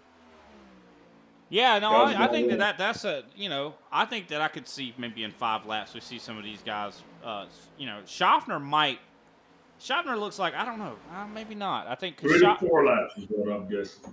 Because, I mean, I'll tell you who's been really running really well right now. If I was Randy Mullins, I definitely would not short pit. I would go a little bit longer. Because Randy seems like he's got better long-run pace than Schaffner and Heitman does right now. Yeah, and I wouldn't give him the opportunity to actually to capitalize on that. Because once those guys get down to under 40 laps, at that point, the guys with the short-run cars are going to be more viable. Now, that's still a ways to go. We're 6 laps from that happening. That'll put 50 laps on the tires. But, you know, you just got to look at it from, I mean, this is eating an elephant. I mean, that's the way you got to figure this pit strategy out. Eating an elephant. What do you mean? Yeah, one bite at a time. I mean, you know, that's how you eat an elephant. That's how I've never ate an elephant before, so I don't know. Well, Paul Olsen has, and he's showing you how to do it because he's on pit road right now. Eating an elephant. Learn something new every day. I mean, I'm going to have to look that up. YouTube tutorial. How do you eat an elephant? One bite at a time. Oh, and Olsen misses his box. The 14 of Greg Jeffrey Sousa, he's on pit road. So officially green flag pit stops underway at this time. Yeah, no, for sure. And I think Ocean's Sousa's spending a way big too one. much time. Sousa's a big one. I think Sousa's a big one coming down pit road here. Olsen's spending way too much time in the box. Well, I mean, Olsen missed his box as well. I think that might have something to do with it. Maybe not. Side by side, though, for second place, Josh Schaffner trying to hold off the 54 who's charging. Does this provoke the 50 to possibly come down pit road? Well, Sousa spent 13.1 seconds in his box. Olsen 14.9 seconds. That is not the way that you conduct green flag pit stops. The 18 that was in the car, he's going to be down pit road. Yep, here comes Schaffner. I kind of saw this coming. Josh Schaffner was struggling a little bit, battling with Randy Mullins. He's like, okay, it's time to come down pit road. See if I can't maybe short pit, get a little bit of advantage on the shorter run. Kenny Powell pit road. Kenny Powell, Greg Wychinski, and Mark Sanchez. Paul Ocean is going to surface, and he is going to be your new leader, as the leader himself is going to be on pit road. Dragging also the 54 Randy Mullins. The 51 also coming down now this time. The 75 Ryan Andrews continues. He's going to be your leader at the time. Run, Ryan, run. That's what we're saying, right? Yeah, I think Ryan is just kind of doing this probably out of desperation. I don't think he's got, to be honest, the car to win. He's fast. He's definitely fast. What if you guys that have yet to pit? I'll tell you, if you get a well-timed caution, if he gets a well-timed caution, this could put him in a really good spot. And like you said last week, when we saw that ill-timed caution that kind of really changed the outlook of that race. J.C. Evans pit road. Also, the 25 of great cars can be down pit road.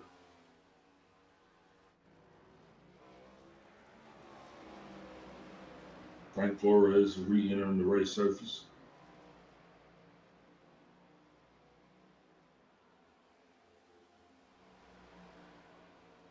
But yeah, Ryan Andrews still out here on the racetrack. Right now, Ryan Andrews and J.C. Evans, the only two drivers that are yet to pit. Derek Heitman comes out right in front of the leader, which means that he is going to be the next to take the helm. Looks like the leader is going to come down this time. The 75 will be coming down pit road. Yep, here he comes right here. Right in front of some faster cars, too. That was kind of a little bit of a scary ordeal.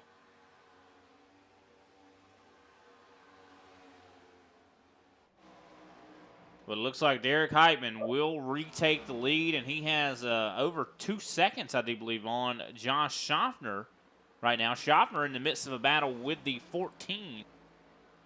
Of course, Sousa had short pitted these guys, so I think Schaffner's on a little bit fresher tires than the 14. As here comes Randy Mullins as well. So battle is on right now for second place, essentially. While Heitman is just driven away. He's got almost 3 seconds on second place right now. And he's probably grinning from ear to ear, knowing that 76. Well, green flag pit stop's complete.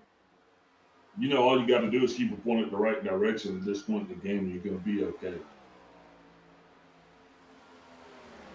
That is definitely true. Let's take a quick rundown through the top 10. Derek Heitman, your leader. Josh Schaffner sits in second place. Third place, Randy Mullins. Fourth place, Jeffrey Sousa. Fifth place, Luis Samasso. Sixth place, I do believe, Darren Mullins. Seventh place, Kenny Powell. Eighth place, Mark Sanchez. Ninth place, J.C. Evans. And 10th, Greg Wychinski. That is a look at the top 10 right now. Why don't we take a quick step away? We'll pay some attention to our sponsors, and we'll be right back with some more racing here at Chicago.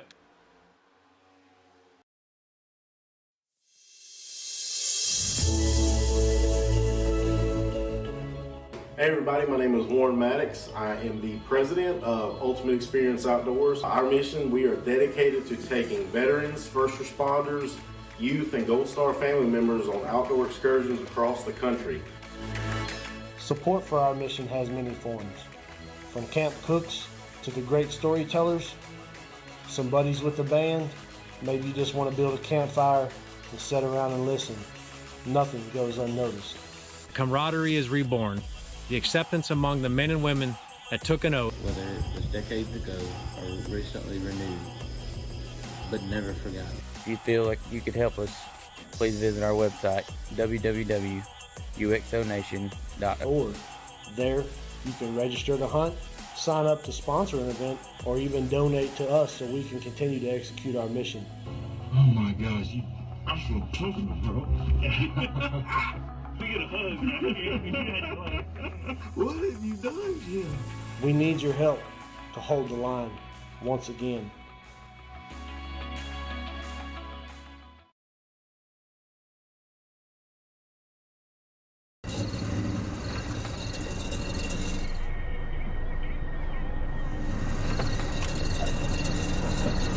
It's more than a slogan.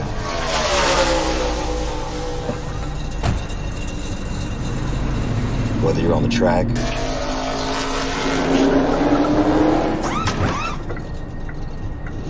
or making your own track, General Tire, anywhere is possible.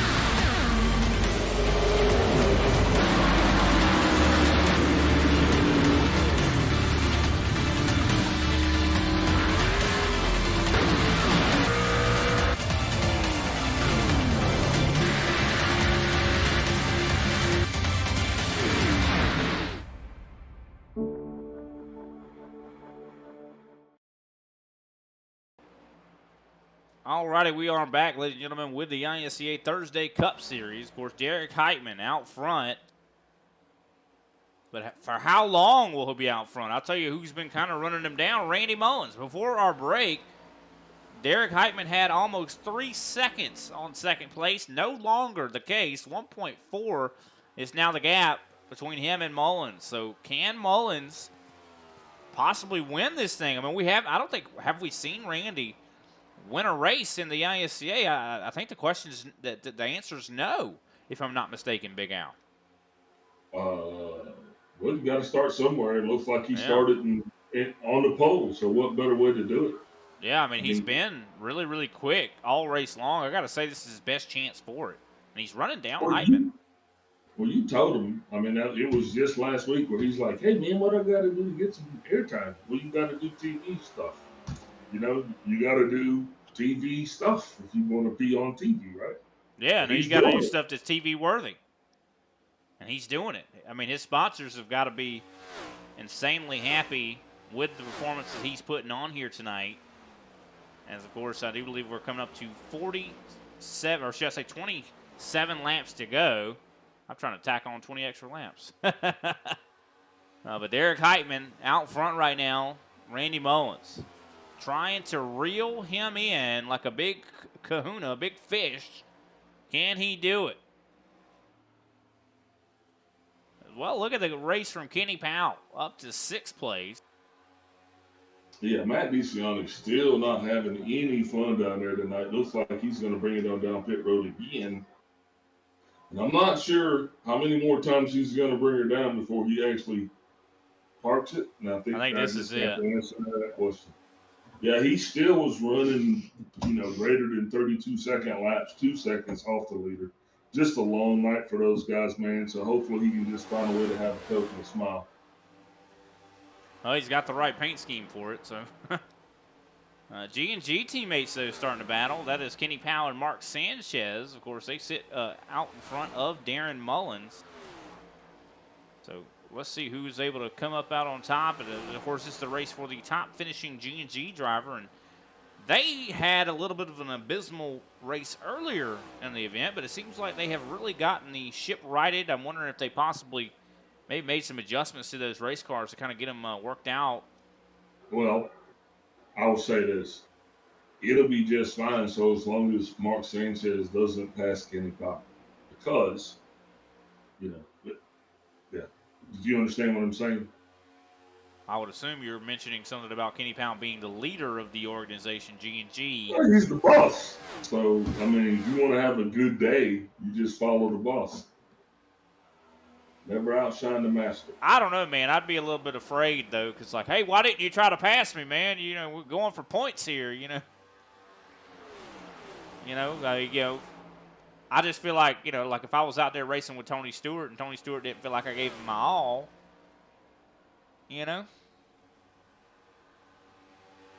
Oh, that's Tony Stewart's probably the wrong one to mention. I keep forgetting about that. Yeah, he'd wreck you. I keep forgetting about that.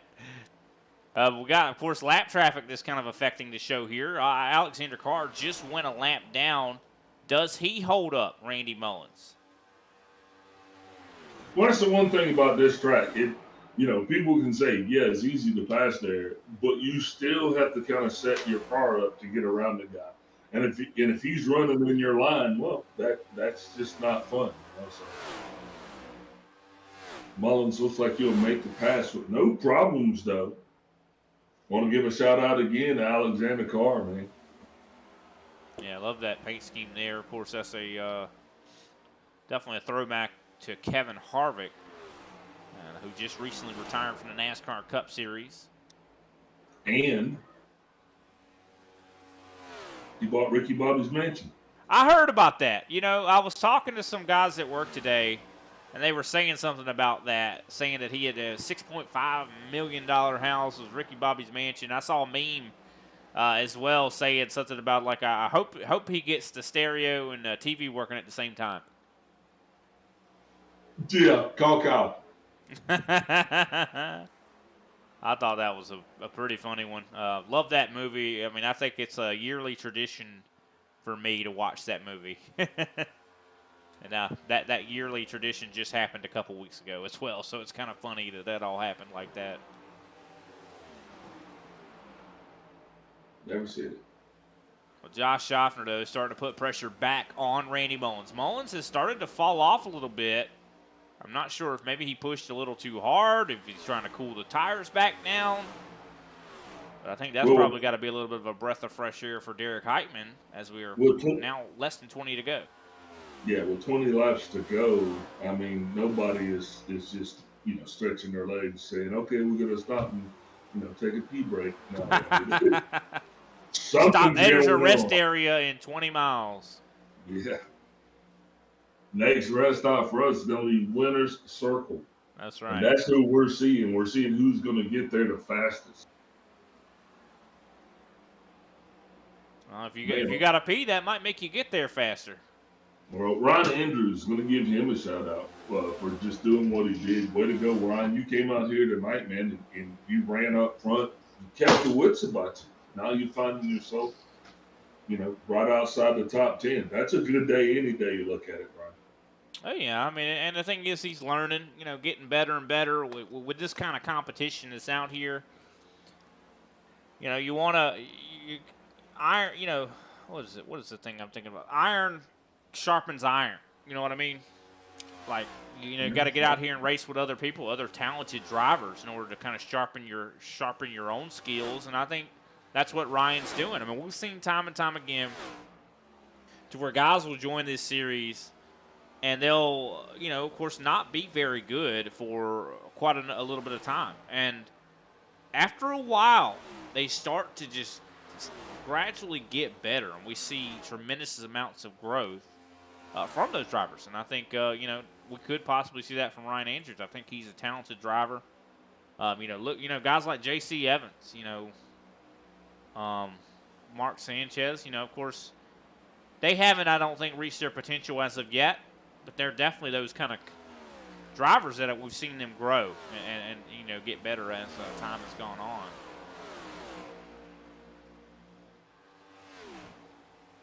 But Derek Heitman now out to over 2 seconds, as he had, of course, he was getting run down by Randy Mullins, but I think maybe the car has started working a little bit better for Heitman. I think he's got this place figured out, as we now have less than 15 laps to go at Chicagoland. And he's in another zip code right now. We'll see if he continues to pull away. Yeah, I think he was just, I think he was 7 tires. And I think he was doing everything that he needed to do. And, you know, ultimately he comes out here tonight and he puts on somewhat of a clinic. Okay, we'll just call it that. We'll say somewhat of a clinic. Because you got to give kudos to Mullins. Mullins came out here with a complete rocket ship. That first stage, I thought he was going to get the hat trick. Completely thought he was going to, yes, come out here and just, you know, lap the field. But, you know, like I tell you, that's the reason why you have to string together a series of laps. And in this case, you had to string together about 167 of them to call it a race. No, I agree. I think this is probably Randy's best performance that we've seen from this driver.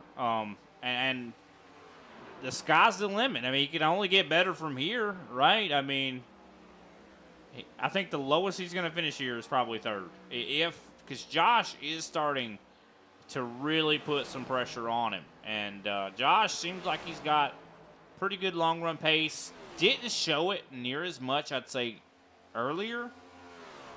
I think he's showing it now. I think he's been a little bit more conservative on this run. Of course, nobody has been able to match Heitman here in this late run. I think Heitman was beatable in stage 1 and stage 2, but when it comes to the long run, I think Heitman is unbeatable. He seemed, he even kind of alluded to it, Big Al. He didn't want to share the secrets of the tire. Like, you were like, what's the tire wearing at? He seemed like he got nervous when you asked him that question, Big Al. He didn't want to share. Well, he told you it was going to come out in the end.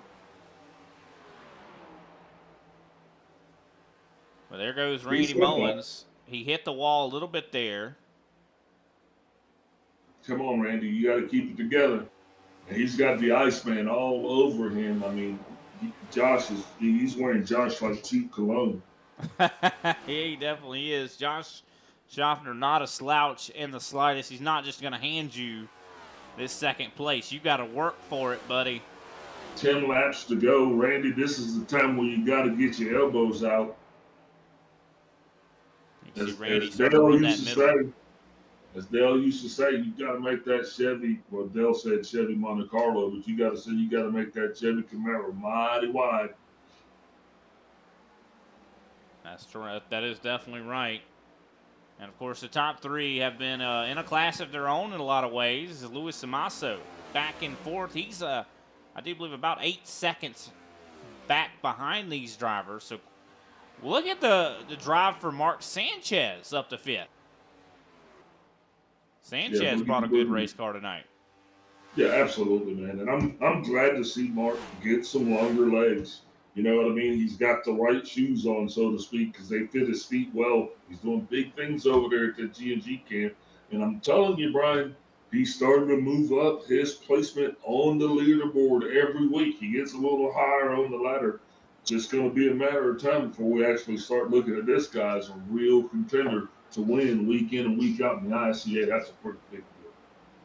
Yeah, no, I definitely can't wait to that day to see him, win a race or, get up here and get in. Of course, we've seen him on the podium a couple times. Never seen him really come out here and, I think shine like he has the potential to do. And I think we'll see it, though. We'll definitely see it in the future as we now have 7 laps to go. 7 laps to go, and Mr. Derek Heitman now out to the largest lap lead of the night as he has got 3.9 seconds over P2. Just, 3.8 seconds over PT. He's definitely putting it on him right now. I mean, he's almost 4 seconds out front. Yeah, he's not going to show any signs of slowing down. I mean, he did exactly what he needed to do, especially this being his first time at this racetrack. Always, amazed how well this guy can come in, read a track, perform well throughout 3 stages, and even take the last stage home. So, yeah, wow, no shortage of amazement for what we see from that 76 foot.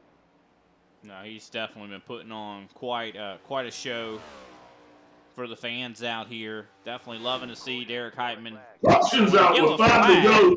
We got big problems on the backstretch to 64. I was hoping that he would be able to bring it home, and I think the 5-0 just this changes everything. Well, yeah, I think 5 laps to go. Wow. Not the way we thought it was going to end. Now we just can unwrite all of the record books. Greg Wyszynski. 3 wide scenario right here. Wyszynski gets a little bit tight coming out of turn 2. Look at the big hit that Jeffrey Souza takes in this whole situation. This is unfortunate. And at the end of this race, too. I mean, this is like the worst time to see a caution like this. Sorry. That was the 64 of Darren Mullins that was involved in that with the 5 of Greg Wyszynski, and that's just sad. But look, there's an opportunity there, Brian, because here's the deal. I mean, pit road is going to be open at some point through this caution. Now, a couple guys just had some bad luck and they lost, but who has the best short run car? Who can come in and pretty much put in a qualifying setup, get the tire pressure where it needs to be?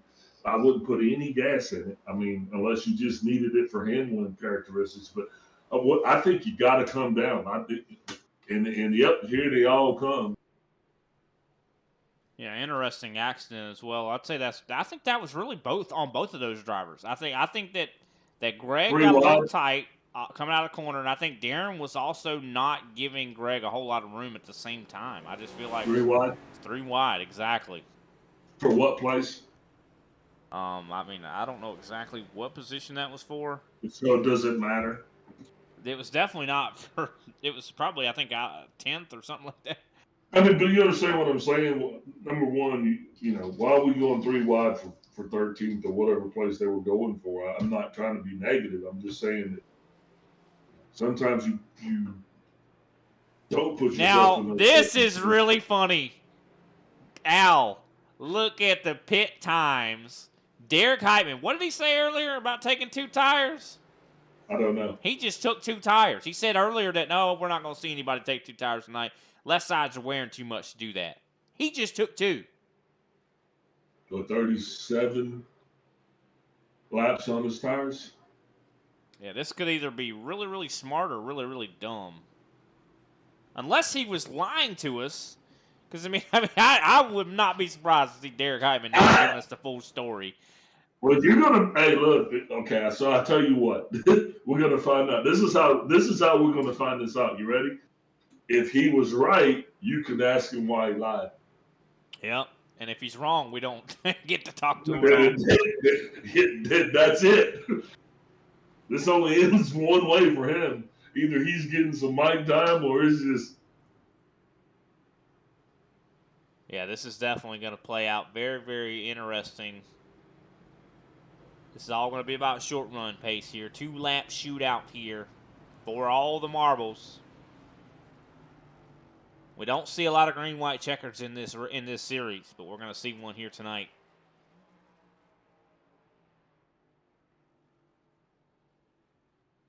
Can Derek Heitman make something happen on 2 tires?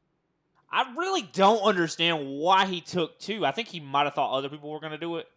Because, no one else did. Everybody else took a full stop. What do you mean? Why? What do you mean? He was the leader. He would have won the race off pit road, I think, regardless. That's what I'm trying to say. But he specifically said that no one was going to do that. I think maybe he was saying that to tell other people that, that's not possible. But I think he was lying through his teeth. I can't wait to talk to him. I can't wait to see if that's the case. Because the thing is, Big Al, last week at Kansas, 2 tires was very much of an option. That was an option, and it made you actually faster on a 2-lap shootout. Well, I asked a specific question for a reason, and then this guy, He lied to you, man. He lied to you. Deceived by I'm stirring the pot. Listen to me. No, I mean, that was the question, and the biggest question was everyone going to pit? And the answer to that question was, we need to put all these guys on polygraphs while they're racing. Yeah, everybody pitted but Alexander Carr, and I don't know what's going on with his status, but he's getting his lap back. Okay, that makes sense. But here we go. Pace car lights are out. Looks like Derek Heitman has elected to start from the top. Randy Mullins, you could tell, very much looking forward to this restart. He is warming himself up, trying to warm them tires up. And here we go. Yeah, this is going to be for the destiny. These guys are on cold tires. One to green, lights off on the pace car. He's going to be getting out of the way. But remember, cold tires, man, we've seen that. We saw the short bus, get himself a virtual tour of going sideways. And here we go. There it is. Heitman's Green flag is out. Heitman is off. Look at that launch. Look at the launch that the 76 got. Mullins fighting for his life. 3 wide. He is being left out. And there goes Josh Schaffner making a big move. He almost got some contact there with Mullins.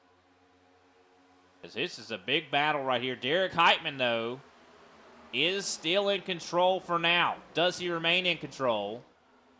And it looks like he does. He is driving away. Derek Heitman lied straight to your face, Big Al. White flag out.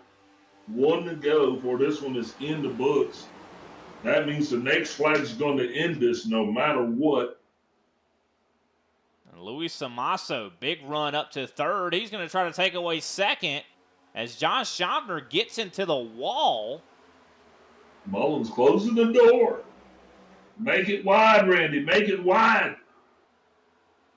And here we go. Derek Heitman, your winner here tonight at Chicagoland. Randy Mullins coming home in 2nd place.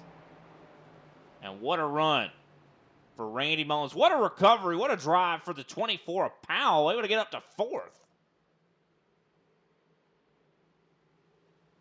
And some congratulations going to Derek Heitman. You can see Mark Sanchez coming up and giving him a little bit of a bump there. All righty. What a job to Derek Heitman, who won stage 2, won stage, of course, the race itself. It just showed a lot of speed. Short run, long run, didn't seem to matter. Very fast race car underneath this 76 machine. And man, I tell you, he's become one of the drivers that is, he's earning a reputation for himself in this series as being one of the best. Yeah, most definitely he is, man. And I'm telling you what, just a phenomenal group of guys come out here tonight, put on a great show. I mean, just to be a part of that, man, that's just, man, it just makes, yeah, it's awesome. All right, let's take a look at the final results. Derek Heitman, of course, your winner here tonight. Randy Mullins in 2nd place. Luis Samasso in 3rd. Kenny Powell 4th. Josh Schaffner in 5th place. 6th place, Greg Carr. 7th place, Mark Sanchez. 8th, Ryan Andrews. 9th, J.C. Evans. 10th, Frank Flores. 11th place is going to be Paul Osen. 12th, Greg Wojcinski. 13th is Alexander Carr. 14th shows Jeffrey Sousa with Darren Mullins in 15th. Matt DiCiani, 16th. 17th place shows Derek Jacobs and Al Kozlowski. Is going to round out this 18-car field. And with that, we're going to take a quick step away. We'll be right back. We'll pay some attention to our sponsors, and we'll talk to our top 3 finishers.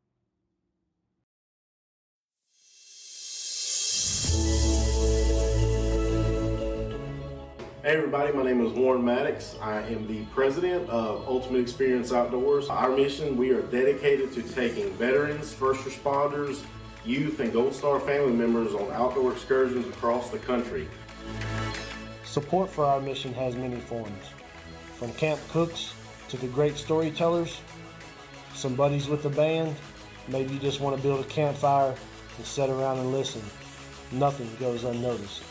Camaraderie is reborn. The acceptance among the men and women that took an oath. Whether it was decades ago or recently renewed, but never forgot. If you feel like you could help us, please visit our website, www.uxonation.org. There, you can register to hunt, sign up to sponsor an event, or even donate to us so we can continue to execute our mission. Oh my gosh, I feel comfortable, bro. We get a hug, man. What have you done, Jim? We need your help to hold the line once again.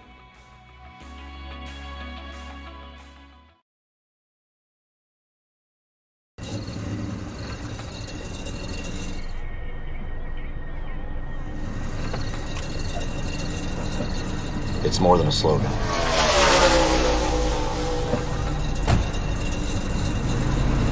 Whether you're on the track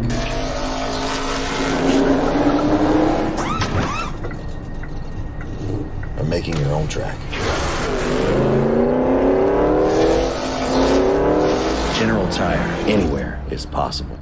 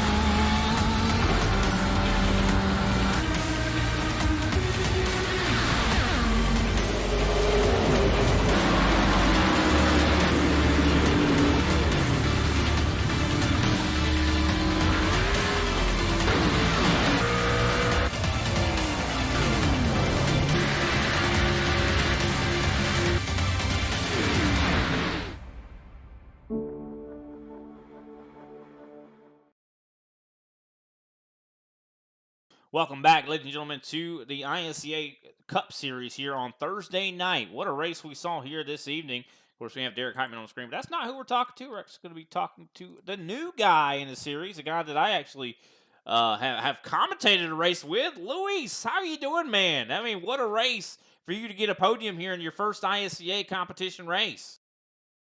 Yeah, that was not a bad one, was it? Man, Oh, that was man, great exciting as job. hell. I Yeah, mean, that was fun. long time no talk, man. I've been begging you and pleading you to call races with me, and now I get to interview you here on the podium in the ISCA. I mean, I'm glad to see you out here. What made you want to join the ISCA? I've been just like you. We've been running around like crazy with the life behind the microphone and the race car and everything. Now that I have a little bit more time uh, to run, uh, this is a group of guys that I race a lot during the official series. We ran a lot during the NIS series that you and I broadcast together. You guys broadcast some of the races that I've been a part of. And now at the end of the year, with like official NIS season over, a lot of the leagues finishing up their calendar, the year season. These guys love to race. I knew about the league from we raced in the past, just couldn't keep running. And Jeff Souza that we worked together on a couple of the development of cars. He was racing. Say, hey, come race. It's everybody that we race on every week, so we know everybody who's going to be racing, and chances are it's going to be a great race, like it was. So glad to be back, glad to be racing with a group of guys, glad to be here talking to you guys, and let's see where this thing can go. Now, what did you need to be able to win this thing? Because it seemed like you had a good race car, but it seemed like you just were not as good on the longer runs. That's perfect description of what my car was like. I didn't know until 2 days ago that we were going to run Chicago. To be honest, Kenny told us very when I was joining the league and everything. Luckily for us, we were practicing a little bit for the upcoming week on the official series, but nothing that was like set in stone. Like we knew it was still very rudimental, and we had a couple of choices. Something that was a lot better in the long run, something that was a lot better on the short run. And my decision was, well, maybe guys are not practicing a lot for Chicago. Maybe people are going to come in there with not the perfect setups. Depending on how many cars we have, we may have a wreck fest. Couldn't go completely to the opposite side, right? Like green flag racing most of the time, except now at the end. And my car was built for 20, like 2025. After that, like dropped anchor and it was trying to survive. So I did my best over the first couple of stints just to hang on with those guys. The moment that they went by me, I was trying to get to the front, just see if I can create some turbulence or anything like that. But I knew that's what was going to happen. And but also the car took like 3 or 4 laps for the tires to get to the right temperature and everything to really get the whole speed. So even at the end on the restart, I tried a couple of adjustments, but I was just too tight. I couldn't do anything to get to Randy or Derek up front. But it was fun. The car handled exactly how I expected. The race was exactly how I hope it would be. So really, really good, fun first outing with the guys. All righty. Well, definitely thanks for the information there, Luis. Of course, next week we're going to be off for Thanksgiving. What's your Thanksgiving plans? I'm gonna be cooking up a storm here at home. The entire family coming up. I have my to-do list, and we'll be posting on social media. Everybody who follows me and is like a friend on Instagram, Facebook, whatever, gonna hopefully we'll tear our eyes out just with the amount of food that's gonna be on this Brazilian American house for Thanksgiving. Definitely sounds like it's going to be a smorgasbord. Well, thanks for your time, Luis. Who can we shout out? Anytime, brother. See you soon. Well, you want to shout out anybody before we let you go? Oh, everybody at Jeff and the guys from Triad that have been working with us over the last couple of weeks. So really good group of guys. Want to give a big shout out to them. Kenny and the boys from the league for allowing me to race again. Everybody who was on the track today, and everybody who's been helping me out. I want to give a big shout out to Tim Pacioli from T Patch Design. He was in the car today, and hopefully we'll be showing his name a lot over the next couple of races. And the guys from Blackstone Management Group who are always behind us, helping us out with everything that we need in order to race, and to the family that allows me to be here enjoying this pastime. So, thanks so much, guys. We'll talk to you soon. All righty. That was Luis Samaso, driver of the 51 machine. Definitely a beautiful paint scheme, by the way. Next up, Big Al standing by with the 54, Randy Mullins. Randy Mullins, Big Al up in the booth. You got me. Yes, sir. Man, I'm going to tell you, when you unloaded that rocket ship today, it just seemed like you were going to be the car to beat, especially through the first stage. You led every lap through the first stage, and then tell us what happened. I knew the first stage I was pushing really, really hard just to see what the car had, and they started catching me at the end. So the second stage, I kind of decided, hey, I'm going to try to run 30.5s, 30.6s, and consistently. And they were a lot faster than that. So then when I tried to run them back down and catch them, I burned it up. I think I come in third or fourth the second stage. And then just going into the last one, I knew I had a top three car, and Derek is no slouch. I knew he made adjustments. So I made one, and I went a little too much. It just got a tick free on me, and I just couldn't do nothing with him. Well, I'll tell you, there's a statement that I've heard that says if you want to be a big boy, you got to do big boy stuff. But now I'm a perfectionist, so I say you got to do big boy stuff over and over again. And, sir, that's what you've done here as of late. You've emerged onto the scene as a big boy and one of the big boys to beat. So congratulations, I'm telling you. It's just nothing short of extraordinary watching you down there. You were running a little bit of a different line tonight. Sometimes you kind of had a little bit of a brush with the wall. Was the car kind of tight? Was handling really that big of an issue for you?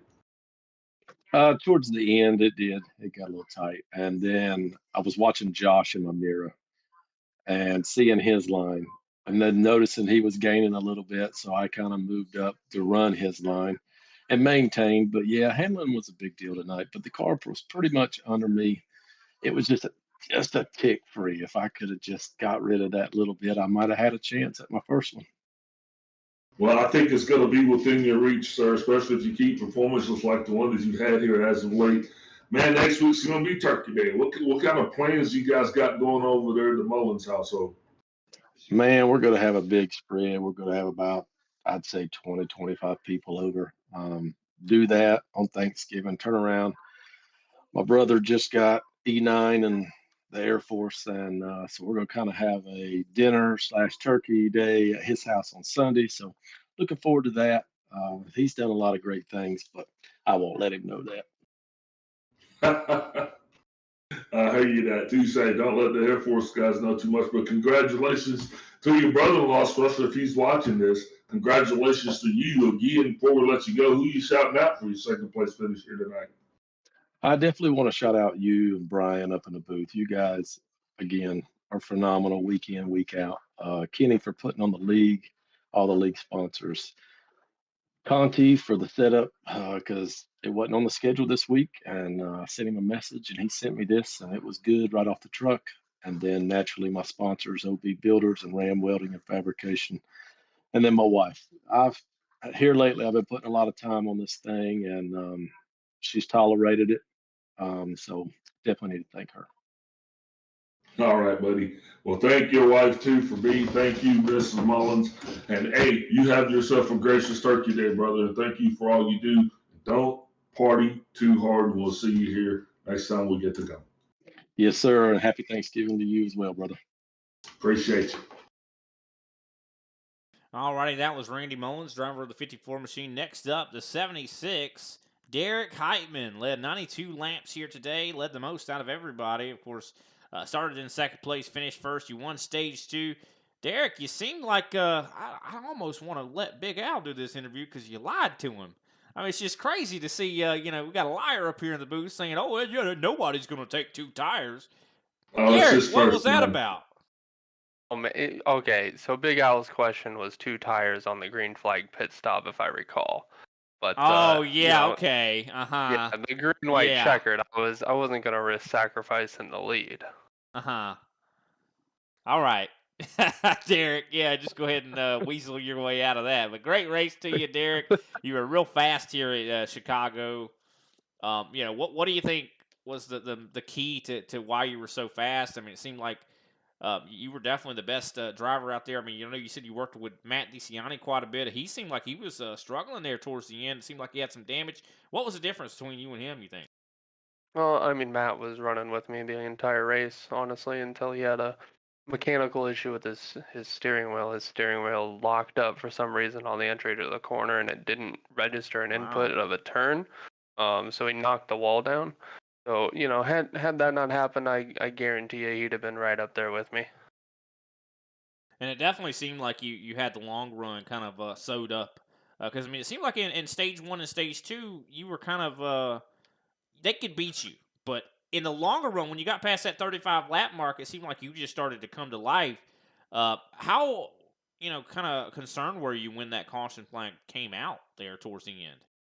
I wasn't too concerned at all. I was just a little more upset that I didn't get my 6-second victory. But other than that, I mean, like I said, I took 2 tires to guarantee that I was going to maintain the lead coming off pit road, and after that, I wasn't too worried about anything. Yeah, we definitely did not think 2 tires, especially with the kind of the way everybody had to come into this track a little bit more unprepared than I think we do at other tracks. To see a 2-tire stop in it for it to work, it kind of was surprising to me. But nothing should surprise me with old Derek Heitman. You definitely did a great job, man. What are you going to do with your turkey day after a big win like this? I'm going to eat a big old turkey leg. I hope I'm going to try to get dibs on that. Plenty of stuffing, green bean casserole is probably my favorite. So enjoy time with family on the Thanksgiving, and enjoy the off week away from having to prepare for a league race. Yeah, definitely. I think we're going to enjoy that too up in the broadcast booth. Going to enjoy being able to, a lot of, I was surprised. The kid was like, oh, yeah, y'all got Thanksgiving off. I'm like, what? we don't ever get any time off up here in the ISCA. But yeah, Derek, definitely appreciate your time, brother. Who can we give a shout out to after this dominating win? Shout out Matt and Patrick for again, helping me out throughout the week. Set up adjustments, making the car better. Definitely fit my driving style pretty good. Shout out sponsors on the hood, and I got MSI keeps me powered every single week with my computer, Astro headsets. And shout out to you guys for putting on, the broadcast each and every week, and then Kenny Powell for putting on a sweatshop of a league and keeping us all busy. Yeah, 100%. I'll ditto that. But thanks for your time, Derek. Congratulations on the win. We wish you a happy Turkey Day, happy Thanksgiving for sure. Just one more thing you got to be thankful for here after this win tonight. Hey, thanks, guys. Happy Turkey Day to you guys as well. All righty, that was Derek Heitman, driver of the 76 machine. What a performance. And a lot of question marks and mysteries definitely unfolding here tonight. Can't wait to see how those unpack, but definitely we're thankful of the ISCA and all that Kenny Powell does for sure. And definitely a great job to everybody that was in this race. I mean, I got to mention a couple names that should get some shout outs here. Greg Carr definitely was a struggle kind of car tonight and finished 6th.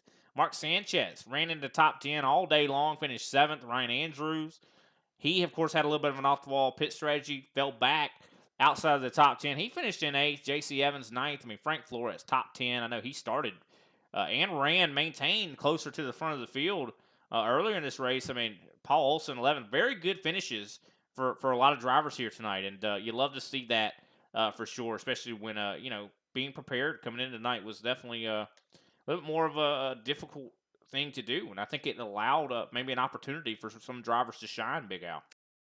Absolutely, man, and what better place to do it? I mean, we got the perfect stage virtual on that, and these guys all came, and even though everything's set up and it's kind of virtual, they still actually have to drive the cars and put the laps down, and I mean, they amaze me every week. I mean, that's all I can say about it. Hats off to these drivers. Great league, great group of professionals, and thanks to Kenny for giving us an opportunity to come together, man, and do this. 100%. Well, thank you everybody else as well that watches this series, and of course everybody that makes it all possible. We're going to be off next week, so make sure you tune in the following week. We'll be back in action. And be honest with you, I don't even know where we're going to be going, so it's going to be a surprise for all of us. But definitely happy Turkey Day, happy Thanksgiving. We appreciate all of your time. Hopefully you'll be thankful for your family, spend time with your family. But we'll definitely see you in a couple weeks. Make sure you enjoy yourself. Thanks to you, Big Al, for being the best co-commentator one can ask for. Of course, my name's Brian Britt, and we'll see you next time. This has been the ISCA Thursday Cup Series.